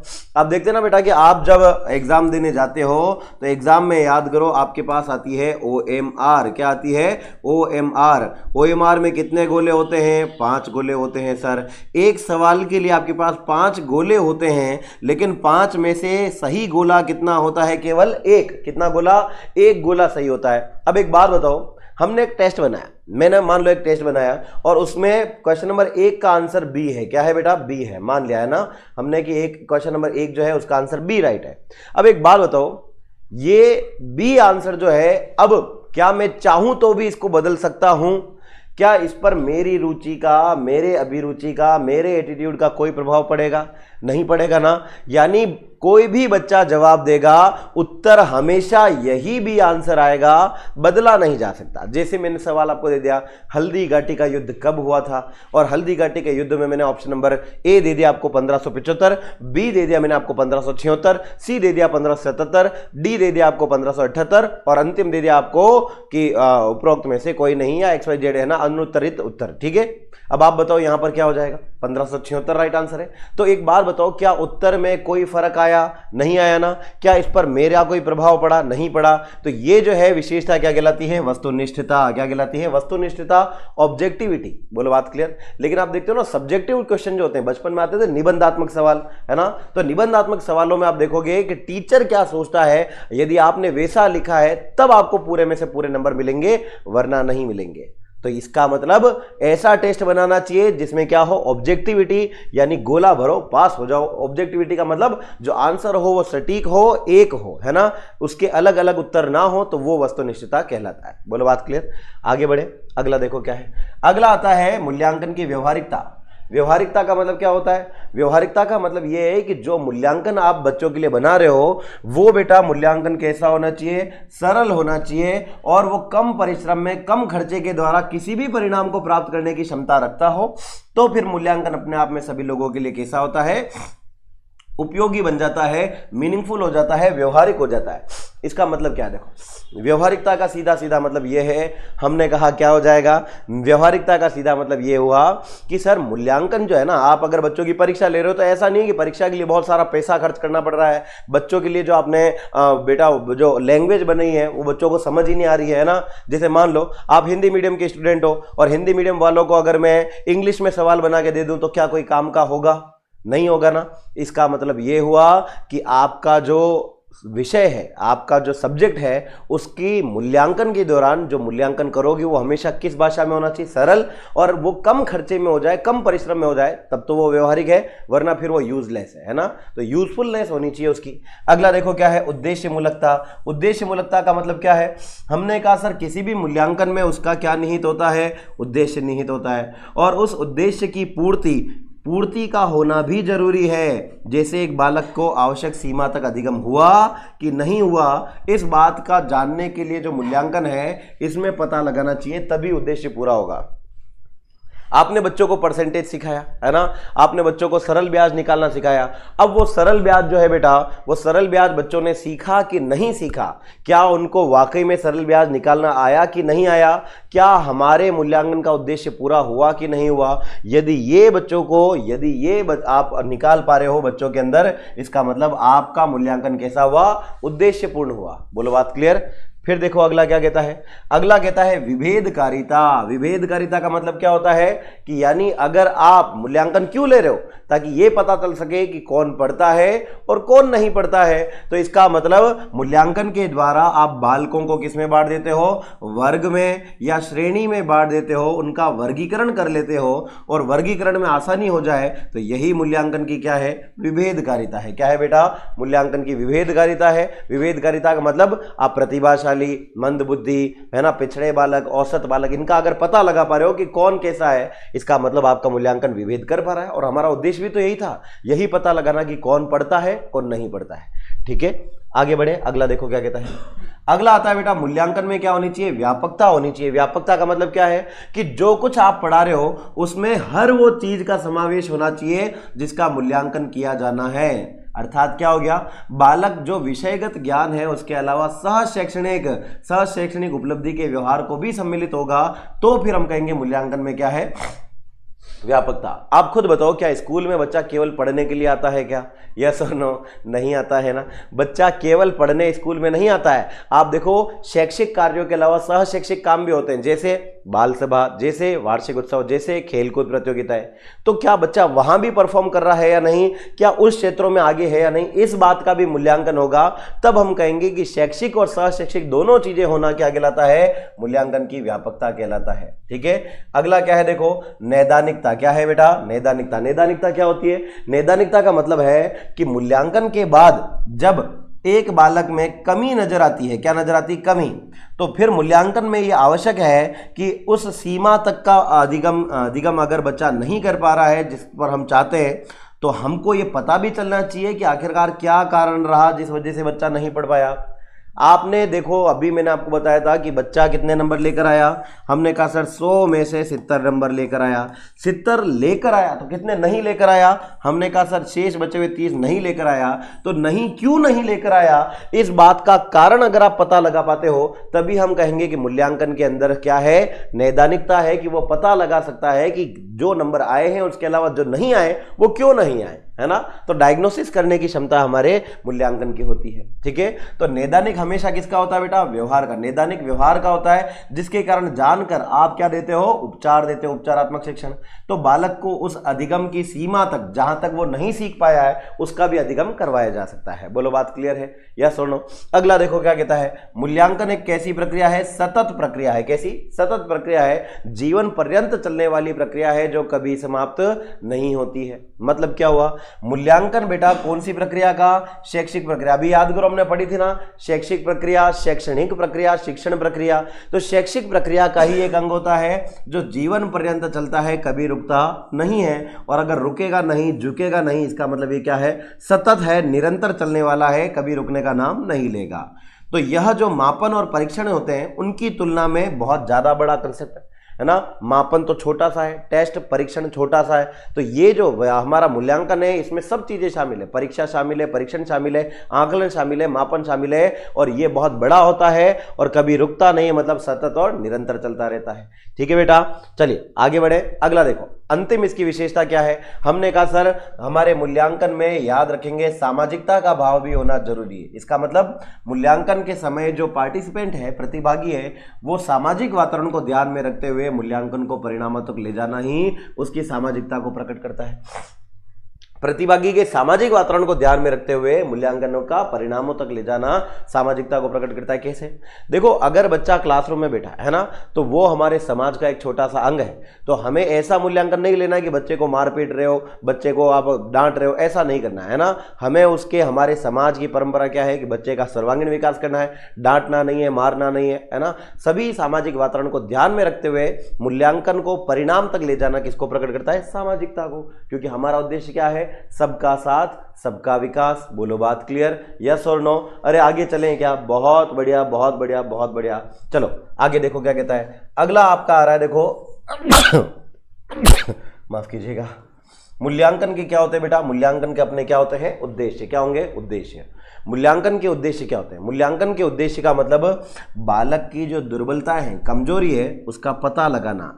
उसका पता लगाना ही हमारे मूल्यांकन का पहला फोरमोस्ट हमने कहा ऑब्जेक्टिव यानी उद्देश्य, कि आखिरकार बच्चा नंबर ला रहा है, तो जो बचे हुए नंबर नहीं ला रहा वो क्यों नहीं ला रहा, और अगर नहीं ला रहा है तो फिर इसका समाधान क्या है, सॉल्यूशन क्या है, वो पता लगाना, ये भी किसका पार्ट है, मूल्यांकन का। किसका, मूल्यांकन का। या ठीक है, यानी बच्चे को हर तरीके से उसके ज्ञान, उसके शैक्षिक, सहशैक्षिक सभी पक्षों का अध्ययन करना है ना। अब मूल्यांकन के अंदर और क्या होता है उद्देश्य, मूल्यांकन में बालक के व्यवहार में परिवर्तन आया कि नहीं आया, इस बात की जांच होती है। क्योंकि याद करो, मूल्यांकन में शिक्षण अधिगम दोनों शामिल है, और अधिगम का मतलब क्या होता है, व्यवहार में परिवर्तन, है ना। जब वो स्थायी हो जाते हैं तो क्या व्यवहार में परिवर्तन आया कि नहीं आया, इस बात की जांच करना भी किसमें शामिल है, मूल्यांकन में। तो यह भी हमारे मूल्यांकन का उद्देश्य है। अगला, मूल्यांकन का उद्देश्य क्या है, शिक्षकों की कुशलता का सफलतापूर्वक अंकन करना। अभी मैंने आपसे क्या कहा कि मूल्यांकन में कितनी चीजें शामिल है, 2। देखो, शिक्षण भी शामिल है तो अधिगम भी शामिल है ना, टीचिंग भी शामिल है तो एज वेल एज लर्निंग भी शामिल है। शिक्षण अधिगम दोनों शामिल है। अधिगम का मतलब व्यवहार में परिवर्तन किसके आएगा, बालकों के। तो देखो, शिक्षण कौन करवाएगा, टीचिंग, हमने कहा शिक्षक करवाएगा। तो क्या शिक्षक अच्छे से टीचिंग यानी शिक्षण करवा पा रहा है या नहीं कर पा रहा है, इस बात का अंकन भी किसमें शामिल है, मूल्यांकन में। बात क्लियर। मूल्यांकन का उद्देश्य क्या होता है, मूल्यांकन का उद्देश्य हमारा जो सिलेबस है, पाठ्यक्रम है, उसमें आवश्यक संशोधन करना, उसमें परीक्षा प्रणाली में सुधार करना, यही हमारे मूल्यांकन का क्या है, प्रमुख उद्देश्य है। क्या करेंगे हम, मूल्यांकन का उद्देश्य पाठ्यक्रम में सही सही संशोधन करेंगे, आवश्यक संशोधन करेंगे, परीक्षा प्रणाली में क्या करेंगे, सुधार करेंगे। यही हमारे मूल्यांकन का क्या हो जाएगा, उद्देश्य, कि हम सिलेबस अगर गलत है, सिलेबस में त्रुटि है तो उसमें सुधार करें, संशोधन करें। परीक्षा प्रणाली ऐसी है कि बच्चा उसको बर्डन ले रहा है, उसका बोझ मान रहा है, तो फिर वो परीक्षा प्रणाली हमारे काम की नहीं, उसमें भी क्या होना चाहिए, सुधार होना चाहिए। ठीक है।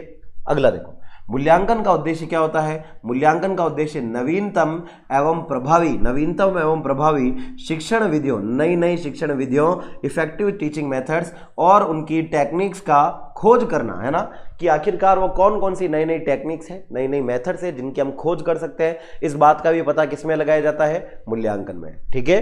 अगला देखो क्या है, अभी हमने पढ़ा कि मूल्यांकन के द्वारा बालकों को विभिन्न श्रेणियों में क्या कर दिया जाता है, वर्गीकृत बिल्कुल कर दिया जाता है। प्रतिभाशाली, औसत, सामान्य, मंदबुद्धि, पिछड़ा, हर प्रकार से अलग अलग प्रकार के बच्चे निकल कर आएंगे। कब, जब हम बच्चों का मूल्यांकन करेंगे। तो ये भी हमारा उद्देश्य होता है।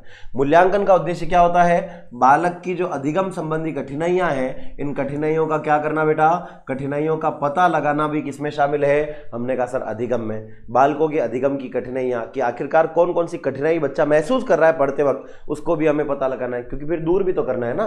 बालकों को उत्तम ढंग से सीखने के लिए क्या करना बेटा, प्रोत्साहित करना, बच्चों को ज्यादा से ज्यादा मोटिवेट करना, अच्छे से अच्छे तरीके से बच्चों को पढ़ाना, सीखने के लिए उन्हें प्रोत्साहित करना, मोटिवेट करना। ठीक है, ये भी उद्देश्य है।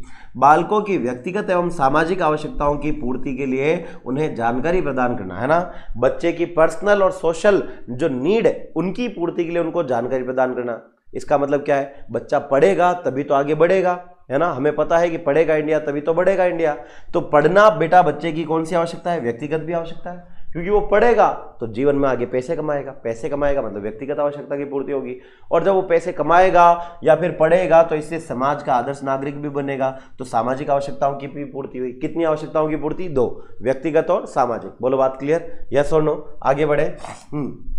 तो प्यारे साथियों, यदि आप तैयारी कर रहे हैं रीट पात्रता परीक्षा की, तो लक्ष्य क्लासेस आप सभी विद्यार्थियों के लिए लेकर आया है शानदार, जानदार, धमाकेदार, ऊर्जा से भरपूर और एक शानदार कंटेंट के साथ ये रीट परीक्षा के लिए शानदार बुक्स का कॉम्बिनेशन, जिसमें रीट लेवल 1 के विद्यार्थियों को मिलने वाली है टोटल 5 बुक्स का कॉम्बिनेशन। रीट लेवल 2 में मिलने वाली है आपको 5 बुक्स का कॉम्बिनेशन यदि आप साइंस मैथ से है। रीट लेवल 2 SST वालों को मिलने वाली है 4 बुक्स का कॉम्बिनेशन, और ये सारी बुक्स आप अपने घर बैठे आज ही ऑर्डर कर सकते हैं बहुत ही मात्र के शुल्क के साथ, और इसका शुल्क रखा गया है मात्र 699 रुपए। तो जल्दी से जाएं और इसको परचेज करना ना भूलिएगा।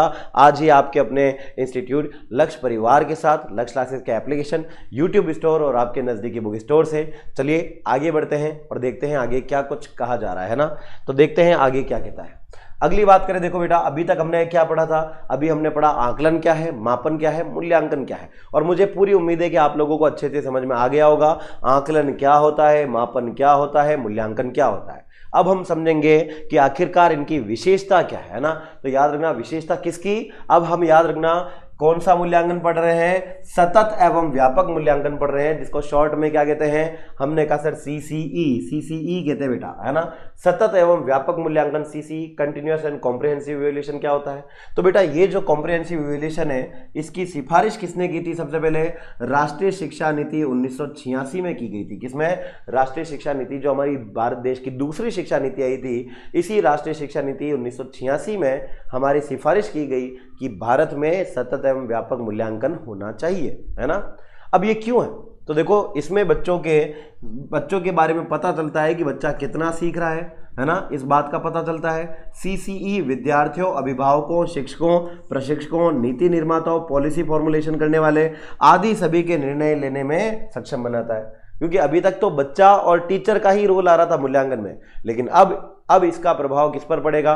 विद्यार्थी पर भी पड़ेगा, उनके माता पिता पर भी पड़ेगा, टीचर्स पर भी पड़ेगा, ट्रेनिंग देने वाले पर भी पड़ेगा, और जो हमारे लिए शिक्षा नीति बनाते हैं उन पर भी पड़ेगा। सभी लोगों को इनेबल करता है बच्चे के बारे में ये बताने के लिए कि बच्चे कितना सीख रहे हैं, है ना।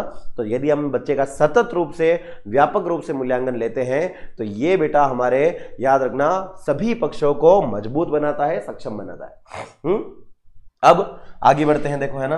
इसके बाद अगर हम बात करें तो विद्यालय आधारित जो आकलन अभी हमने पढ़ा था, याद करो, आकलन सीखने की जो प्रक्रिया है, इस प्रक्रिया को निरंतर बढ़ाते हुए बच्चों को न केवल प्रगति की ओर अग्रसर करता है, बल्कि बाहरी परीक्षा के भय को भी क्या कर देता है? दूर, है ना।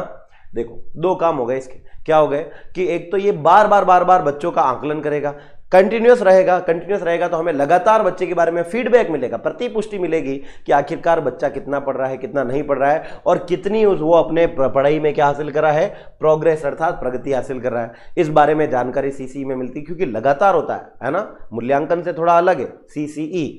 और ये बाहरी परीक्षा जो होती है, बोर्ड परीक्षा, उनके भय को भी दूर कर देता है। अब इसकी शुरुआत कब से हुई थी? अप्रैल 2010 से हुई थी। अप्रैल 2010 में क्यों? क्योंकि याद करो, अप्रैल में आपके क्या यार लागू हुआ था? 1 अप्रैल 2010 को आरटीई 2009 लागू हुआ। और 2009 अगर लागू हुआ है तो फिर सतत एवं व्यापक जो मूल्यांकन है, कौन सा? सतत एवं व्यापक मूल्यांकन, इसको एक विद्यालय आधारित मूल्यांकन प्रणाली के रूप में शुरू किया गया। ठीक है, तो याद रखेंगे इसको किसके रूप में? स्कूल बेस्ड इवैल्यूएशन सिस्टम के रूप में शुरुआत की गई अप्रैल 2010 से। कब से? अप्रैल 2010 से, क्योंकि आरटी लागू हुआ था ना 2010 में। तो हमारा सीसीई भी कब से लागू हो गया? हमने कहा सर 2010 से। बोलो, बात क्लियर? अभी आपको और अच्छे से समझ में आएगा कि सतत क्या है, व्यापक क्या है, चिंता ना करें। कहने की बात यह है कि सीसीई को सबसे पहले एलिमेंट्री जो लेवल है बेटा, एलिमेंट्री यानी कौन सा स्तर? प्रारंभिक स्तर जो होता है, इस पर लागू किया जाना अनिवार्य है। प्रारंभिक स्तर पर लागू किया जाता है और यह करना इसको अनिवार्य है।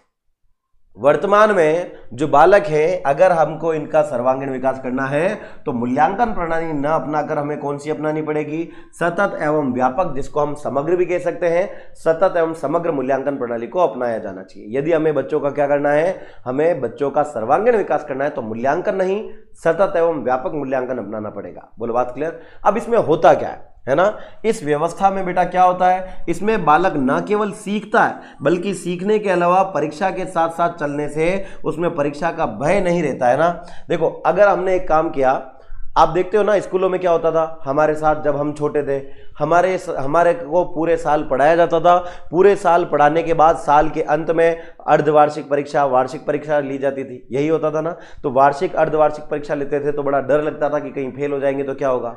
लेकिन एक बात बताओ, हमने आज पढ़ाया और आज ही टेस्ट ले लें या कल टेस्ट ले लें तो क्या फिर बच्चे को इतना डर लगेगा? नहीं ना, क्योंकि हम रेगुलर बेसिस पर बच्चे का अध्ययन कर रहे हैं।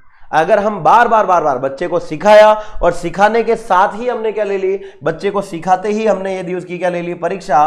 तो सीखने के साथ साथ अगर परीक्षा हो रही है तो फिर बच्चे को परीक्षा का डर नहीं लगेगा, बल्कि उसका क्या होगा? हमने कहा सर, बल्कि उसका उत्तम विकास की दिशा में व्यवहारगत परिवर्तन होगा, जिसको हम कहते हैं अधिगम, कि बच्चे ने पढ़ भी लिया, सीख भी लिया।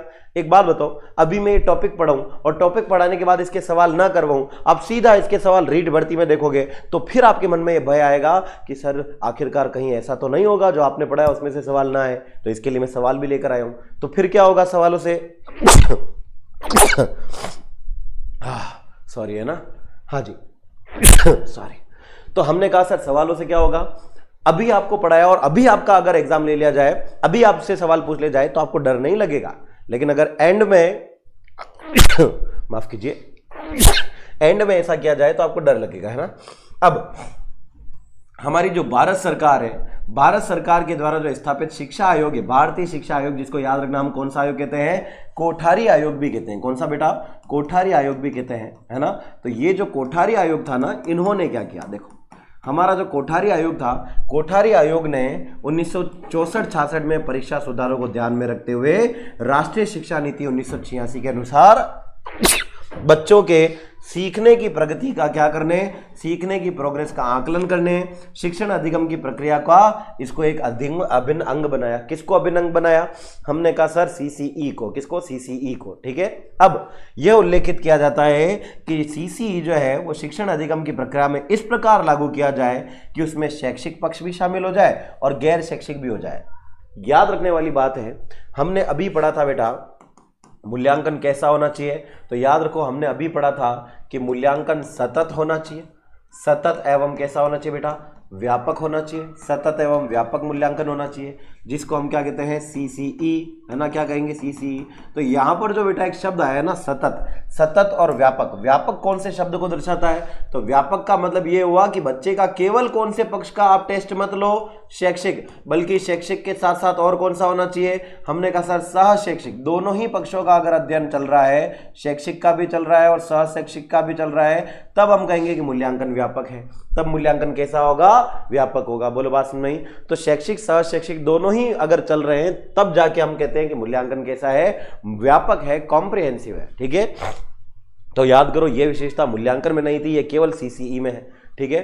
अच्छा, अगर हम शैक्षिक सह शैक्षिक दोनों पक्षों को देखेंगे तो किस रूप में देखेंगे, समग्र रूप में देखेंगे। और इसको देखते हुए उसके लिए व्यवस्था में अंकों की बजाय गौर करना यहां पर सबसे इंपॉर्टेंट क्या है, ग्रेड। क्या है बेटा, ग्रेड। एक बात बताओ, अभी तक जो हमने पढ़ा, हमने कहा सर ये तो सारा मूल्यांकन में भी हो रहा था, तो सीसीई में अलग क्या होता है। सीसीई में बच्चे को नंबर नहीं दिए जाते हैं, बल्कि नंबर के स्थान पर क्या दी जाती है बेटा, ग्रेड देते हैं। क्या देते हैं, नंबर के स्थान पर ग्रेड देंगे। ग्रेड देने पर ज्यादा बल देंगे, आकलन करने पर इस पर ज्यादा बल देंगे। तो इस मूल्यांकन प्रणाली में केवल शैक्षिक परिवर्तन जो होंगे वो ही सम्मिलित नहीं होते, बल्कि शैक्षिक के साथ साथ सह शैक्षणिक विकास को भी परखा और जांचा जाता है। करिकुलर एज वेल एज को करिकुलर, है ना। इसका मतलब अगर हम दोनों पक्षों की जांच करेंगे तो बालक के सभी पक्षों का अध्ययन हो जाएगा, जिसमें संज्ञानात्मक भी आ गया, भावात्मक भी आ गया और क्रियात्मक भी आ गया। अब क्या होते हैं ये, हमने कहा अगर सभी पक्ष की बात करें तो शैक्षिक पक्ष में क्या आता है, बच्चे का अकादमिक परीक्षण। अकादमिक परीक्षण मतलब बच्चे की स्कूल में होने वाली जो परीक्षा है।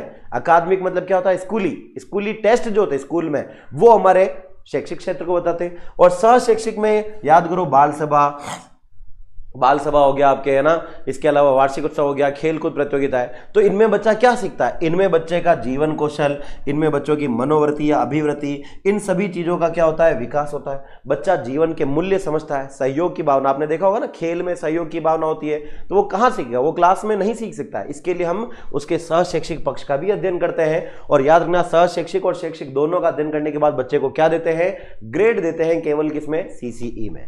बोलो बात क्लियर।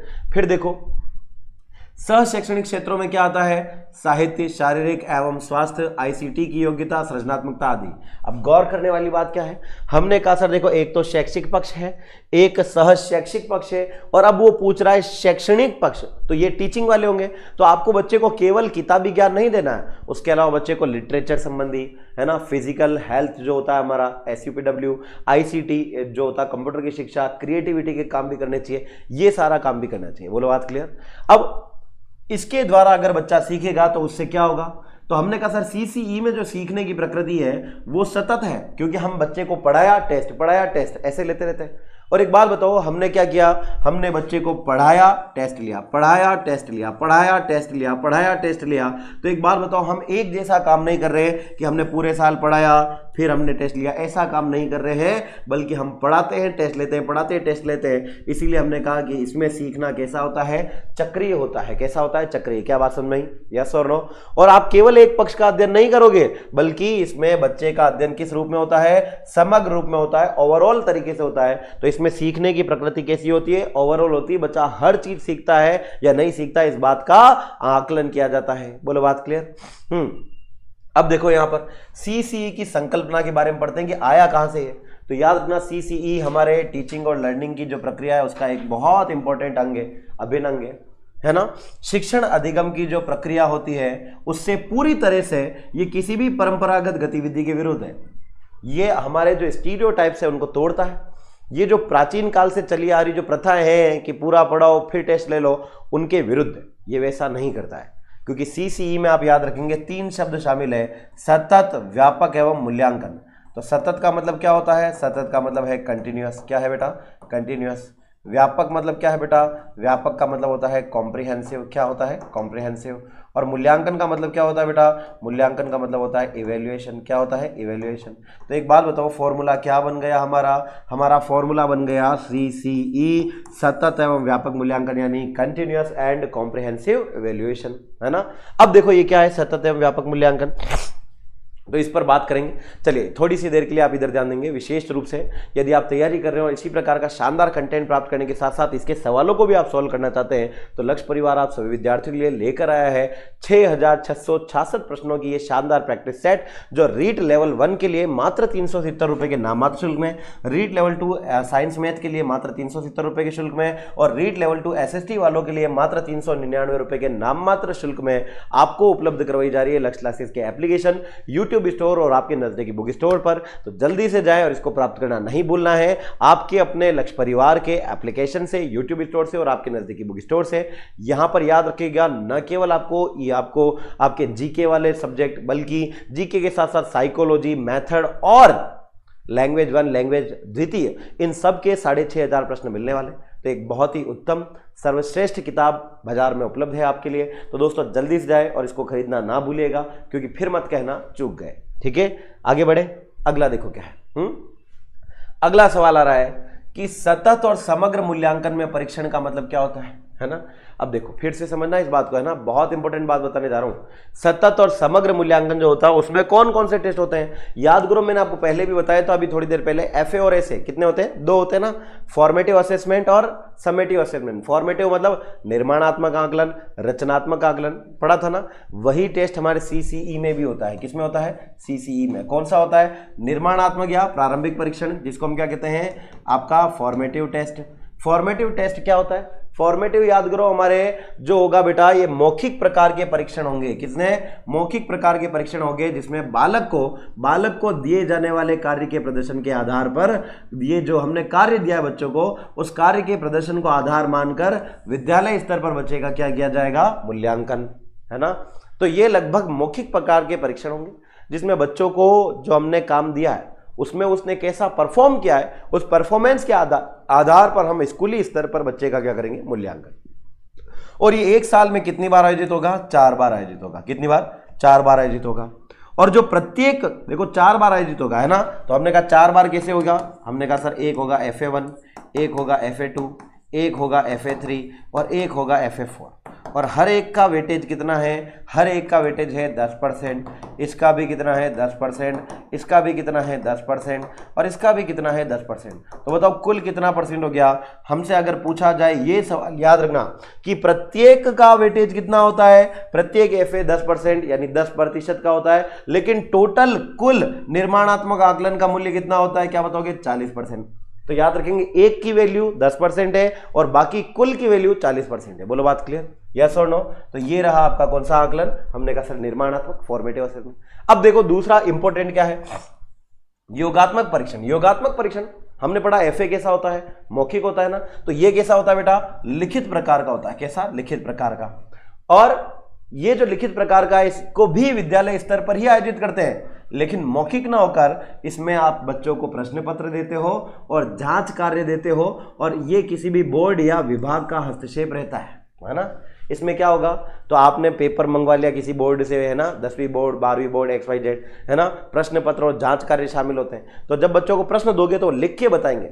अभी तक हमने मौखिक रूप से किया था, अब लिखित में भी हो रहा है। तो ये कहीं ना कहीं हमारा बता रहा है कि बच्चे ने पूरे क्या साल सीखा है, इस बात का हम क्या कर रहे हैं? योग कर रहे हैं साल में, है ना। तो कई बार करते हैं हम इसमें भी, है ना। तो ये जो परीक्षण होते हैं SA, जिनको हम क्या कहते हैं? Summative assessment. तो ये समेटिव असेसमेंट ऐसे जो होते हैं बेटा, इन परीक्षणों में प्रत्येक अगले परीक्षण के लिए विगत विषय वस्तु को नहीं परखा जाता है। यानी मान लो अगर हमने बात कही SA, है ना, SA और ये लो SA, ठीक है। पहले देखो दो हुआ करते थे, केवल कितने ऐसे, दो, SA1 और SA2, है ना। तो SA1 में जो आपने बच्चों का टेस्ट ले लिया, उसमें फिर SA2 में उसका कोई लेना देना नहीं होगा। बात समझ में आ रही है? कहने का मतलब क्या है, आपने 6 महीने बच्चे के पढ़ाने के बाद एक टेस्ट लिया जिसको हम कहते हैं अर्धवार्षिक परीक्षा। अर्धवार्षिक परीक्षा ली, SA1 हो गया। SA1 हो गया तो अर्धवार्षिक में जितना आपको पूछा ना, फिर वो अगली 6 महीने में जो परीक्षा आएगी उसमें पिछले 6 महीने का नहीं पूछा जाएगा। यानी जो SA1 में आपने बच्चों से पूछ लिया, फिर वो SA2 में नहीं पूछोगे, दोनों अलग अलग हो जाएंगे। तो जो वार्षिक अर्धवार्षिक परीक्षा आती है वो किसका भाग है बेटा? हमने कहा सर योगात्मक परीक्षण का। किसका? योगात्मक परीक्षण का। जैसे आप देखते हो ना हाफ ईयरली जिसको हम कहते हैं अर्धवार्षिक, है ना। तो ये याद रखना, पहले 2 हुआ करते थे, लेकिन अब इनकी संख्या बढ़कर कितनी हो गई है? 3 हो गई। अब कितनी हो गई? 3 हो गई, है ना।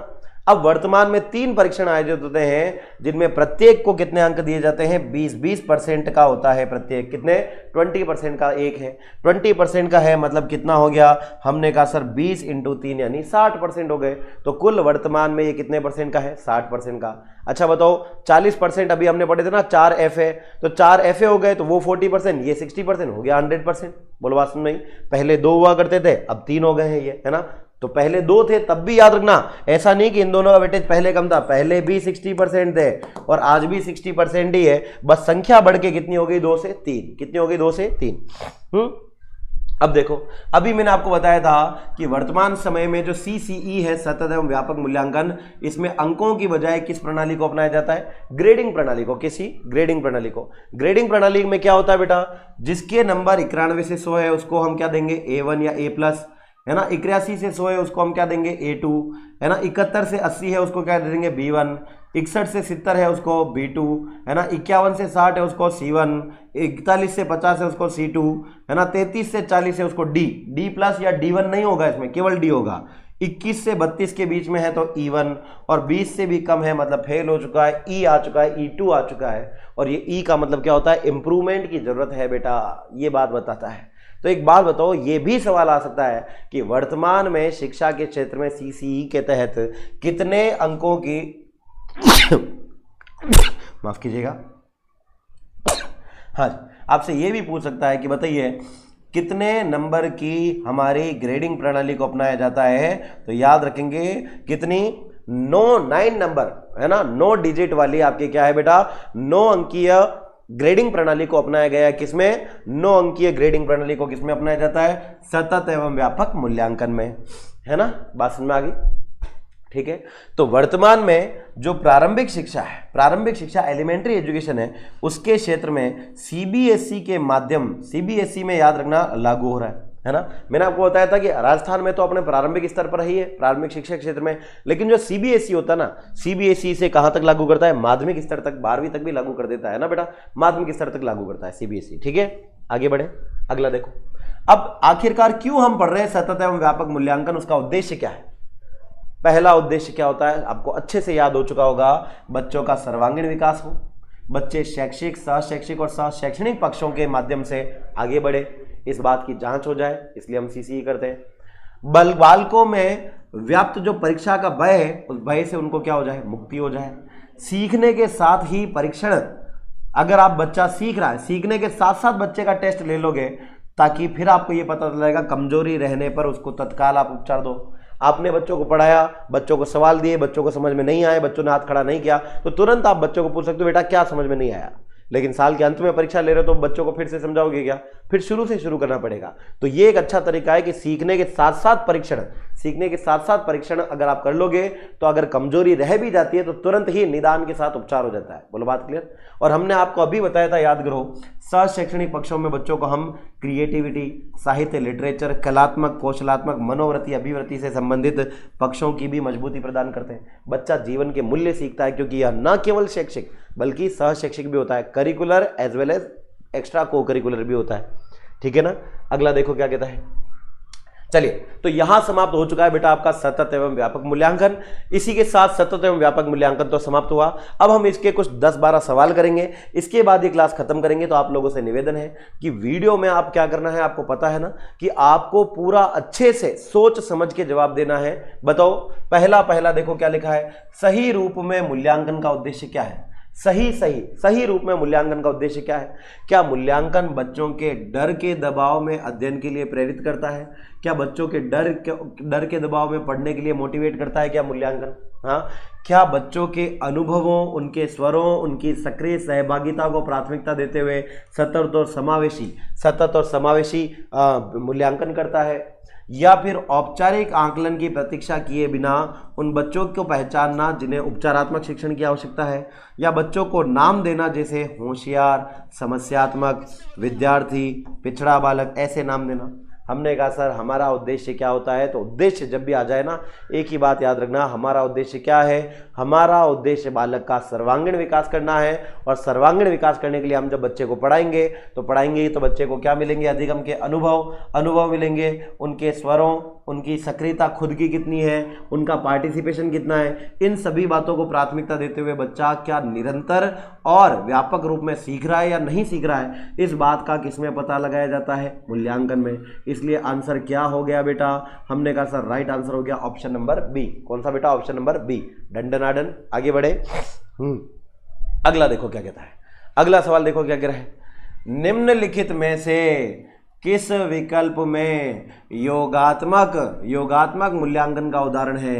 गृह कार्य में, कक्षा कार्य में, अर्धवार्षिक परीक्षा या प्रथम परख में? बताओ किसमें? हमने कहा सर देखो, अभी हमने पढ़ा था योगात्मक आकलन जो है, योगात्मक को अंग्रेजी में क्या कहते हैं? Summative assessment. कौन सा असेसमेंट कहते हैं? हमने कहा सर योगात्मक आकलन को अंग्रेजी में कहते हैं समेटिव असेसमेंट, जिसको शॉर्ट में हम क्या कहते हैं बेटा? शॉर्ट में कहते हैं एसए। और एसए में बेटा कौन कौन सी परीक्षाएं आती है? जैसे अर्धवार्षिक आती है। कौन सी बेटा? हमने कहा सर अर्धवार्षिक आती है।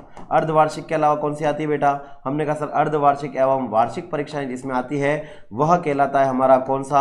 अर्धवार्षिक। वार्षिक परीक्षाओं वाला कौन सा कहलाएगा? हमने कहा सर ये कहलाता है आपका, याद रखना, समेटिव असेसमेंट। तो बाकी जितने भी दे रखे हैं, जैसे हमारा गृह कार्य यानी क्या होता है? HW होमवर्क, कक्षा कार्य यानी CW, और परख कार्य जो होगा, ये तीनों ही किसके एग्जाम्पल हो जाएंगे?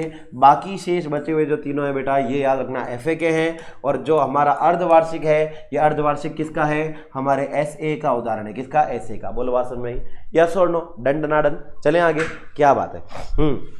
अच्छा, याद रखना, अंक नहीं देंगे, ग्रेडिंग देंगे हम। क्या देंगे? ग्रेडिंग, है ना। अगला सवाल देखो, निम्नलिखित में से मूल्यांकन का उद्देश्य क्या होता है? क्या होता है उद्देश्य? बच्चों को फेल या पास घोषित करना, क्या बच्चा सीख रहा है यह जानना, बच्चों के सीखने में आई हुई कठिनाइयों को जानना, या सभी विकल्प सही है? अब बताओ, ऐसे सवाल जब भी आते हैं ना, तो 99% वही आंसर होता है जो आप सोच रहे हैं। बिल्कुल सही, बिल्कुल सरकारी ऑप्शन जो होगा बेटा वही आंसर सही हो जाएगा। कि मूल्यांकन का उद्देश्य क्या होगा? मूल्यांकन का उद्देश्य बच्चों को फेल और पास घोषित करना। बिल्कुल, मूल्यांकन करेंगे तो शैक्षिक सहशैक्षिक सभी रूप से करके बच्चों को फेल पास तो घोषित करना पड़ेगा। बच्चों ने क्या सीखा, कितना सीखा, कैसे सीखा, इस बात को भी जानना किसमें होता है? मूल्यांकन में होता है। बच्चों के सीखने में कौन कौन सी कठिनाइयां आई है, कौन कौन सी दुविधाएं आई है, इस बात का भी पता लगाकर उनको दूर करना है। बिल्कुल, ये भी है। और यही हम कहेंगे कि सारे के सारे, सभी के सभी विकल्प क्या है बेटा? All of the above are correct options. यही हमारे मूल्यांकन के सभी क्या है? उद्देश्य है। ठीक है। अगला देखो क्या कहता है। अगली बात करें बेटा तो अगला देखो क्या है। अगला यहां पर कह रहा है कि निम्नलिखित में से योगात्मक मूल्यांकन जो होगा उसका उद्देश्य क्या है? योगात्मक मूल्यांकन मतलब क्या होता है बेटा? हमने कहा सर योगात्मक मूल्यांकन का मतलब होता है समेटिव असेसमेंट। कौन सा असेसमेंट बेटा? समेटिव असेसमेंट जो होगा उसका उद्देश्य क्या हो जाएगा? हमने कहा सर समेटिव असेसमेंट जो होता है, जिसको हम शॉर्ट में क्या कहते हैं? एसए। और अभी मैंने आपको बताया था, याद करो एसए में क्या क्या शामिल है। एसए में याद करो बेटा अर्धवार्षिक, वार्षिक परीक्षाएं शामिल है। और ये जो होगी बेटा SA1 SA2, इनका वेटेज अब बेटा कितना है? 60% है। 60% का वेटेज है। और 60% के वेटेज में याद करो अब इनकी संख्या बढ़ के 3 हो गई है। और जो पहले एसे में पूछा जाता है उसका दूसरे एसे से कोई लेना देना नहीं होता है। क्या बात क्लियर? तो अब हम समझते हैं कि योगात्मक मूल्यांकन समेटिव असेसमेंट होता क्या है ना। हमने कहा सर एक समय विशेष पर, पर्टिकुलर टाइम पर, टाइम पीरियड पर एवं विभिन्न कार्यों पर एक विद्यार्थी ने कितना अच्छा निष्पादित किया है, निष्पादित यानी क्या होता है, परफॉर्म किया है, इस बात का पता लगाना ही क्या हमारा योगात्मक मूल्यांकन है। जैसे क्या अर्धवार्षिक परीक्षा ली तो अर्धवार्षिक परीक्षा एक समय विशेष है, क्या वार्षिक परीक्षा एक समय विशेष है, और उस पर विद्यार्थी ने कितना परफॉर्म किया इस बात का पता ऐसे में लगाया जाता है, बिल्कुल है। अगला देखो क्या है, क्या अधिगम को सुगम बनाना और ग्रेड प्रदान नहीं करना है। क्या बताओ सीसीई के एसए में ग्रेडिंग नहीं दी जाती है, दी जाती है, तो ये तो क्या हो जाएगा, हमने कहा सर गलत हो जाएगा। क्या ऐसे विद्यार्थी का पता लगाना जो अपने साथियों के समकक्ष सम प्राप्ति में कठिनाई अनुभव कर रहा है, ऐसे विद्यार्थी का पता लगाना जो अपने साथियों के अगर बात करें तो साथियों के समकक्ष यानी साथियों के कंपैरिजन में उतना परफॉर्म नहीं कर पा रहा है, तो हम यहां पर बच्चे की तुलना स्वयं से करते हैं, ना कि उसके दूसरे सहपाठियों उसके साथियों से करते हैं। हम बच्चे की तुलना उसके स्वयं की उपलब्धियों से करेंगे, ना कि बच्चे के दूसरों से करेंगे, दूसरे विद्यार्थियों से करेंगे कि देख उसने इतने अंक लाए तू इतने लेकर आया। हम वो अभी कभी भी कठिनाई का तुलना नहीं कर सकते, तो ये भी गलत हो गया। क्या अगली इकाई के अनुदेशन से पूर्व प्रगति का पता लगाना, क्या अगली इकाई को पढ़ाने से पूर्व बच्चे की परफॉर्मेंस का पता लगाना ही योगात्मक का होता है? नहीं, ये तो बेटा जो इकाई आपने पढ़ा दी है, पढ़ा देने के बाद अंत में उसको कितना सीखा टोटल, ये योगात्मक मूल्यांकन का उद्देश्य है। तो हमने कहा सर बाकी सब गलत हो जाएंगे, राइट आंसर केवल कौन सा बचेगा, किसी समय विशेष पर विभिन्न कार्यों पर एक विद्यार्थी ने कितना अच्छा परफॉर्म किया है, इस बात का पता किसमें लगाया जाता है, योगात्मक मूल्यांकन में। किसमें बेटा, योगात्मक मूल्यांकन में। ठीक है, अगला देखो कौन सा है। अगला याद करो सवाल आया है, निम्नलिखित में से मापन के स्तरों में सबसे अच्छा मापन कौन, बताओ। मापन के कई सारे स्तर हैं, लेकिन उनमें सबसे अच्छा कौन है, नामित, नामित, अनुपात, क्रमिक या अंतराल। याद करो एक व्यक्ति मैंने आपको पढ़ाए थे थोड़ी देर पहले जिनका नाम क्या था, एस स्टीवेंस। क्या नाम था, एस स्टीवेंस। और उन्होंने एक पिरामिड नुमा आकृति में, याद करो, इनके स्तर बताए थे। किसके स्तर थे ये, याद करो, मापन के स्तर थे। किसके बेटा, मापन के। कितने स्तर बताए थे उन्होंने, हमने कहा सर उन्होंने जो है मापन के कितने स्तर बताए थे, मापन के जो स्तर बताए वो 4 बताए थे। कितने बेटा, 4 स्तर बताए थे। और याद करेंगे उनका नाम क्या था, पहला था बेटा नामित मापन। कौन सा मापन, नामित मापन, नॉमिनल मेजरमेंट, है ना। फिर कौन सा था बेटा, हमने कहा सर दूसरा था क्रमिक मापन, क्रमिक यानी ऑर्डिनल मेजरमेंट, क्रमिक मापन। फिर हमने याद करो पढ़ा था अंतराल मापन। कौन सा मापन बेटा, अंतराल मापन, जिसको इंटरवल मेजरमेंट भी कहते हैं। और सबसे अंत में हमने पढ़ा था, याद करो बेटा, अनुपात मापन। अनुपात यानी हमने कहा सर प्रोपोर्शनल या रेशो, जिसको हम कहते हैं अनुपात मापन। तो आप खुद बताओ बेटा, मैंने कहा पिरामिड नुमा आकृति है, जिसका क्रम निर्धारित होता है वो पिरामिड नुमा आकृति में होता है। इसका मतलब जो पहले पर आएगा वो हमेशा पहले पर आएगा, जो दूसरे पर आएगा वो हमेशा दूसरे पर, तीसरा वाला हमेशा तीसरे पर, चौथा वाला हमेशा चौथे पर। तो बताओ सबसे अच्छा कौन होगा जिसमें सारी विशेषताएं होगी, हमने कहा सर वो होता है अनुपात मापन। अनुपात मापन वो मापन है जिसमें याद रखना एक व्यक्ति हमेशा सापेक्ष क्या होता है, 0 होता है, दूसरे की तुलना में हमेशा 0 होता है। और याद रखने वाली बात क्या है कि ये जो अनुपात मापन है इसमें बेटा किस किस की विशेषता होती है, नामित की भी होती है, नामित के साथ साथ क्रमिक की भी होती है, और क्रमिक के साथ साथ बेटा किसकी होती है, हमने कहा सर अंतराल, तीनों की होती है। तब जाकर हमने कहा सर ये जो बनता है जिसमें सभी विशेषताएं शामिल है, ये कौन सा कहलाता है, अनुपात मापन। कौन सा बेटा, अनुपात मापन। क्या बात समझ नहीं, अरे यस और नो क्लियर है, हाँ चले आगे, बहुत बढ़िया। अगला देखो क्या कहता है बेटा सवाल आपका, निम्नलिखित में से मूल्यांकन का उद्देश्य क्या है। किसका उद्देश्य पूछ रहा है, मूल्यांकन का उद्देश्य क्या होता है। आराम से सोच समझ के जवाब देना, कोई जल्दी नहीं है। देखो यहाँ पर है ना, मूल्यांकन का उद्देश्य क्या है, बालकों को जो धीमी गति से सीखने वाले हैं और जो प्रतिभाशाली है उनके रूप में लेबल करना कि ये अच्छा सीखता है, ये प्रतिभाशाली है, ये धीमी। याद रखना हमने जरूर पढ़ा था बच्चों को वर्गीकृत करना उनकी ज्ञान की क्षमता के आधार पर, लेकिन हमें बच्चों को लेबल नहीं करना होता है कि तू प्रतिभाशाली है, तू मंद बुद्धि है, ऐसा नहीं कहना होता। हमें पता है हमारे तक सीमित रखना है, इससे आगे हमें बच्चों को बार बार इस बात का ताना नहीं मारना है, इस बात से लेबल नहीं करना है ना, कि तू धीमी गति से सीखता है, तू प्रतिभाशाली है। अगला देखो, जिन बालकों को उपचारात्मक शिक्षा की आवश्यकता है उनकी पहचान करना। जो बच्चे कमजोर हैं, क्या उनकी कमजोरी को दूर करना, उनकी पहचान करना, यही हमारे मूल्यांकन का उद्देश्य है। क्या केवल यही है हमारा उद्देश्य कि हम केवल जो कमजोर है उन्हीं पर ध्यान दें, प्रतिभाशाली पर ध्यान नहीं देते हैं क्या, उन पर भी देते हैं। तो ये तो उनमें से एक है, ये पूरा का पूरा उद्देश्य नहीं है मूल्यांकन का। अगला, अधिगम की कठिनाइयों एवं समस्या वाले क्षेत्रों का पता लगाना। क्या बच्चा जिन क्षेत्रों में कठिनाई महसूस करता है, समस्या महसूस करता है पढ़ने में, उन क्षेत्रों का पता लगाना यानी निदान करना ही हमारा उद्देश्य होता है। क्या केवल निदान, केवल उपचार या लेबल करना ही होता है? नहीं होता है, ये भी नहीं। तो कौन सा होता है? क्या हमें उत्पादक जीवन जीने के लिए शिक्षा किस सीमा तक तैयार कर पाई है, इस बात की प्रतिपुष्टि या पुष्टि पोषण यानी कि हमें क्या मिल जाए, फीडबैक मिल जाए, क्या यही हमारा उद्देश्य होता है? बिल्कुल सही कहा, क्योंकि बेटा मूल्यांकन में याद रखेंगे CCE को अगर मैं मानता हूं सतत एवं व्यापक मूल्यांकन, तो इसमें शैक्षिक पक्ष भी शामिल है और सह शैक्षिक भी शामिल है। और अगर शैक्षिक और सह शैक्षिक दोनों ही पक्ष शामिल है, इसका मतलब बालक का कौन सा विकास हो जाएगा? बालक का कौन सा विकास? हमने कहा सर बालक का ओवरऑल डेवलपमेंट, सर्वांगीण विकास हो जाएगा। कौन सा बेटा? सर्वांगीण विकास हो जाएगा। और ये सर्वांगीण विकास अगर हो रहा है, इसका मतलब बच्चा अपना कौन सा जीवन जी रहा है? प्रोडक्टिव लाइफ जी रहा है, उत्पादक जीवन जी रहा है। उसके जीने के लिए जो शिक्षा है, एजुकेशन है, वो कितना योगदान दे रही है, उस बात की लिमिट का पता चलता है। और हमें क्या मिलता है? बच्चे के बारे में फीडबैक मिलता है कि क्या बच्चे का विकास हुआ कि नहीं हुआ, क्या बच्चा शिक्षा प्राप्त करके उत्पादक जीवन जी रहा है या नहीं जी रहा है। इस बात का पता किसमें चलता है? मूल्यांकन में। बोलो बात क्लियर? आगे बढ़े, अगला देखो क्या कहता है। सतत एवं व्यापक मूल्यांकन। सतत एवं व्यापक मूल्यांकन में व्यापक मूल्यांकन शब्दावली से क्या आशा है? किसके बारे में पूछा है? व्यापक शब्द का अर्थ क्या है बेटा, बताओ। व्यापक शब्द का अर्थ क्या है? क्या व्यापक का मतलब सभी विषयों का मूल्यांकन करना है? क्या व्यापक का मतलब शैक्षिक क्षेत्र का मूल्यांकन करना है?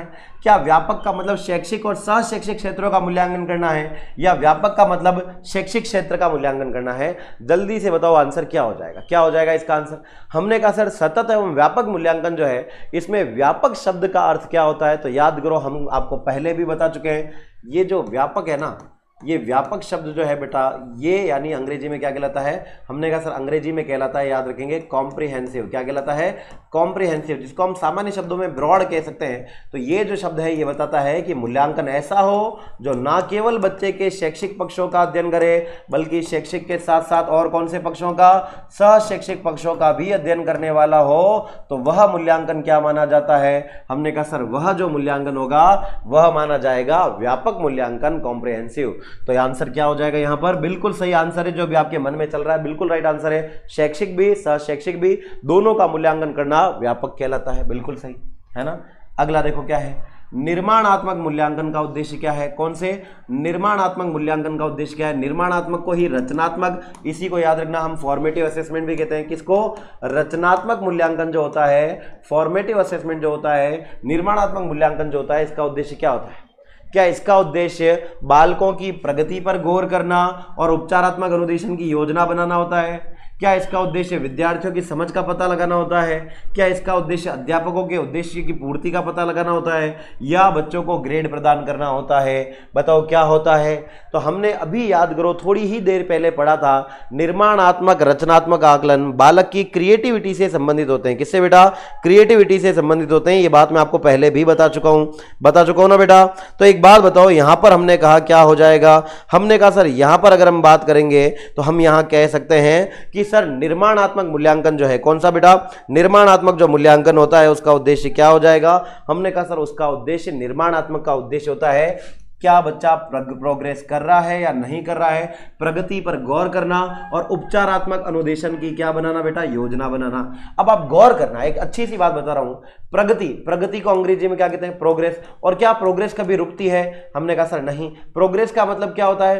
प्रोग्रेस का मतलब बच्चे की निरंतरता कैसी है, निरंतरता कैसी है ये बताता है, और प्रोग्रेस बताता है, निरंतर बताता है। इसका मतलब आप याद रखेंगे कि सतत एवं व्यापक मूल्यांकन जो शब्द आता है ना, सतत एवं व्यापक मूल्यांकन में अगर कोई आपसे पूछ ले कि बताओ ये सतत शब्द हमारे कौन से असेसमेंट को बताता है, तो ये तो बताएगा एफए को, और व्यापक यानी बड़ा कौन सा होता है एफए और एसए में? तो 60% के साथ बड़ा कौन सा होता है? ऐसे। इसीलिए हमने कहा सतत शब्द तो हमारे याद रखेंगे किसको बताता है? सतत शब्द जो होगा ये रचनात्मक आकलन को बताएगा, जिसको हम निर्माणात्मक या एफए भी कहते हैं, और ऐसे जो होगा ये हमारे योगात्मक आकलन को बताएगा। ये भी आप थोड़ा सा दिमाग में क्लियर कर लेना। हालांकि व्यापक शब्द का मतलब क्या है? व्यापक का मतलब शैक्षिक सह शैक्षिक दोनों का अध्ययन करना।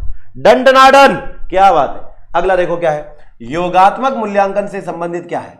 यह छात्र की प्रगति के बारे में तत्काल प्रतिक्रिया प्रदान करता है, विद्यार्थी की उपलब्धि का लगातार आकलन करता है, क्या यह सीखने के लिए आकलन करता है, या सत्र के अंत में शिक्षार्थी के प्रदर्शन का अंतिम आकलन करता है। तो बताओ क्या करता है। हमने कहा इस सत्र को 2 भागों में बांट देता है, 3 भागों में बांट देता है, और जो एक हो गया उसका दूसरे से कोई लेना देना नहीं होता है। तो हमने कहा ये क्या करता है, हमने कहा सर ये प्रगति के बारे में नहीं बताता है, ये लगातार नहीं बताता है, सीखने के लिए आकलन नहीं, बल्कि ये कहलाता है सीखने का आकलन, जो सत्र के अंत में बच्चे ने कितना परफॉर्म किया इसके बारे में बताता है। ठीक है बेटा, तो चलिए आज का अंतिम सवाल लेंगे। आज का अंतिम सवाल क्या कहता है, देखो, है ना, निम्न में से किस प्रकार के मूल्यांकन में सभी कुशलताओं का संपूर्ण अवलोकन होता है। वो कौन सा मूल्यांकन है जिसमें बच्चे की सारी कुशलताओं का अवलोकन हो जाएगा। बताओ वो निर्माणात्मक यानी FA है, या फिर योगात्मक यानी SA है, क्या वो निदानात्मक यानी डायग्नोस्टिक है, या फिर बेटा इनमें से कोई नहीं। अब जल्दी से इसका आंसर आप दें, कमेंट बॉक्स में भी देंगे और यहां भी देंगे। बेटा जल्दी से बताओ इसका आंसर क्या हो जाएगा, जल्दी से बताओ। क्वेश्चन नंबर 10 आपके सामने। हमने कहा सर सत्र के अंत में जो होगा, सत्र के अंत में हमें यह पता चलता है कि बच्चे ने पूरे साल कितना पढ़ा, कितना सीखा, किस तरीके से सीखा, और साल के अंत में कौन सा होता है। हमने कहा सर योगात्मक होता है। योगात्मक याद रखना सत्र के अंत में लिए जाने वाले जो प्रगति रिपोर्ट है उसके बारे में बताता है, जबकि निर्माणात्मक मूल्यांकन बता क्या है, पूरे सत्र चलता रहता है। पूरे सत्र में इसकी क्या होती है, पूरे सत्र में कैसा चलेगा, ये निरंतर चलता रहता है। कैसा, निरंतर चलता रहता है, क्योंकि ये फॉर्मेटिव है तो कंटिन्यूअस को दर्शाता है। सत्र के अंत में कौन सा होगा, योगात्मक। ठीक है, तो प्यारे साथियों इसी के साथ आपका आकलन मापन मूल्यांकन समाप्त हुआ। यदि आप इसी प्रकार से मुझसे और भी अच्छे अच्छे टॉपिक्स जैसे कि NCF 2005 है ना, उपलब्धि परीक्षण, साइकोलॉजी, ये सब पढ़ना चाहते हो तो विद्यार्थियों आप सबके लिए लक्ष्य क्लासेस लेकर आया है शानदार जानदार लेवल 1 के विद्यार्थियों के लिए यह 5 बुक्स का कॉम्बिनेशन, लेवल 2 के विद्यार्थियों के लिए रीट पात्रता परीक्षा के लिए साइंस और मैथ्स के बुक्स का कॉम्बिनेशन, लेवल 2 SST के विद्यार्थियों के लिए, SST के विद्यार्थियों के लिए रीट लेवल 2 में ये 4 बुक्स का कॉम्बिनेशन। और ये सारी बुक्स आपको अवेलेबल करवाई जा रही है लक्ष्य क्लासेस के एप्लीकेशन पर मात्र 699 रुपए में। तो आप इनको ऑर्डर कर सकते हैं आज ही लक्ष्य क्लासेस के एप्लीकेशन, यूट्यूब स्टोर और आपके नजदीकी बुक स्टोर से। जल्दी से जाएं और इनका फायदा उठाना ना भूलें। रीट पात्रता परीक्षा में ये आपकी नींव का पत्थर साबित होने वाली है। ठीक है विद्यार्थियों, तो इसी के साथ आज का सेशन आपको कैसा लगा और आकलन मापन मूल्यांकन क्या आपको समझ में आया कि नहीं आया। आपके मन में अभी भी कोई डाउट है तो आप मुझे वीडियो खत्म होने के बाद कमेंट करके जरूर बताएंगे, और एक प्यारा सा कमेंट जरूर करें कि क्या इससे आपको आने वाले सभी परीक्षाओं में क्या सारे सवाल समझ में आ जाएंगे या नहीं आएंगे, जरूर बताएं। मेरा निवेदन है कि आप इसको पढ़ने के बाद विगत परीक्षाओं के प्रश्न पत्र सॉल्व करें जो मैंने खुद ने यूट्यूब पर करवा रखे, ताकि आपको पता चलेगा कि वाकई में क्या आकलन मापन मूल्यांकन क्लियर है या नहीं है। तो विद्यार्थियों आज के लिए इतना ही, मिलेंगे अगले सेशन में अगली बार। तब तक के लिए शताब्दी एक्सप्रेस को यूं ही चलते रहना है, आगे बढ़ते रहना है। तो याद रखेंगे, पढ़ेगा इंडिया तभी तो बढ़ेगा इंडिया। पढ़ते रहें, स्वस्थ रहें, मस्त रहें। जय हिंद, जय Bharat. Thank you so much.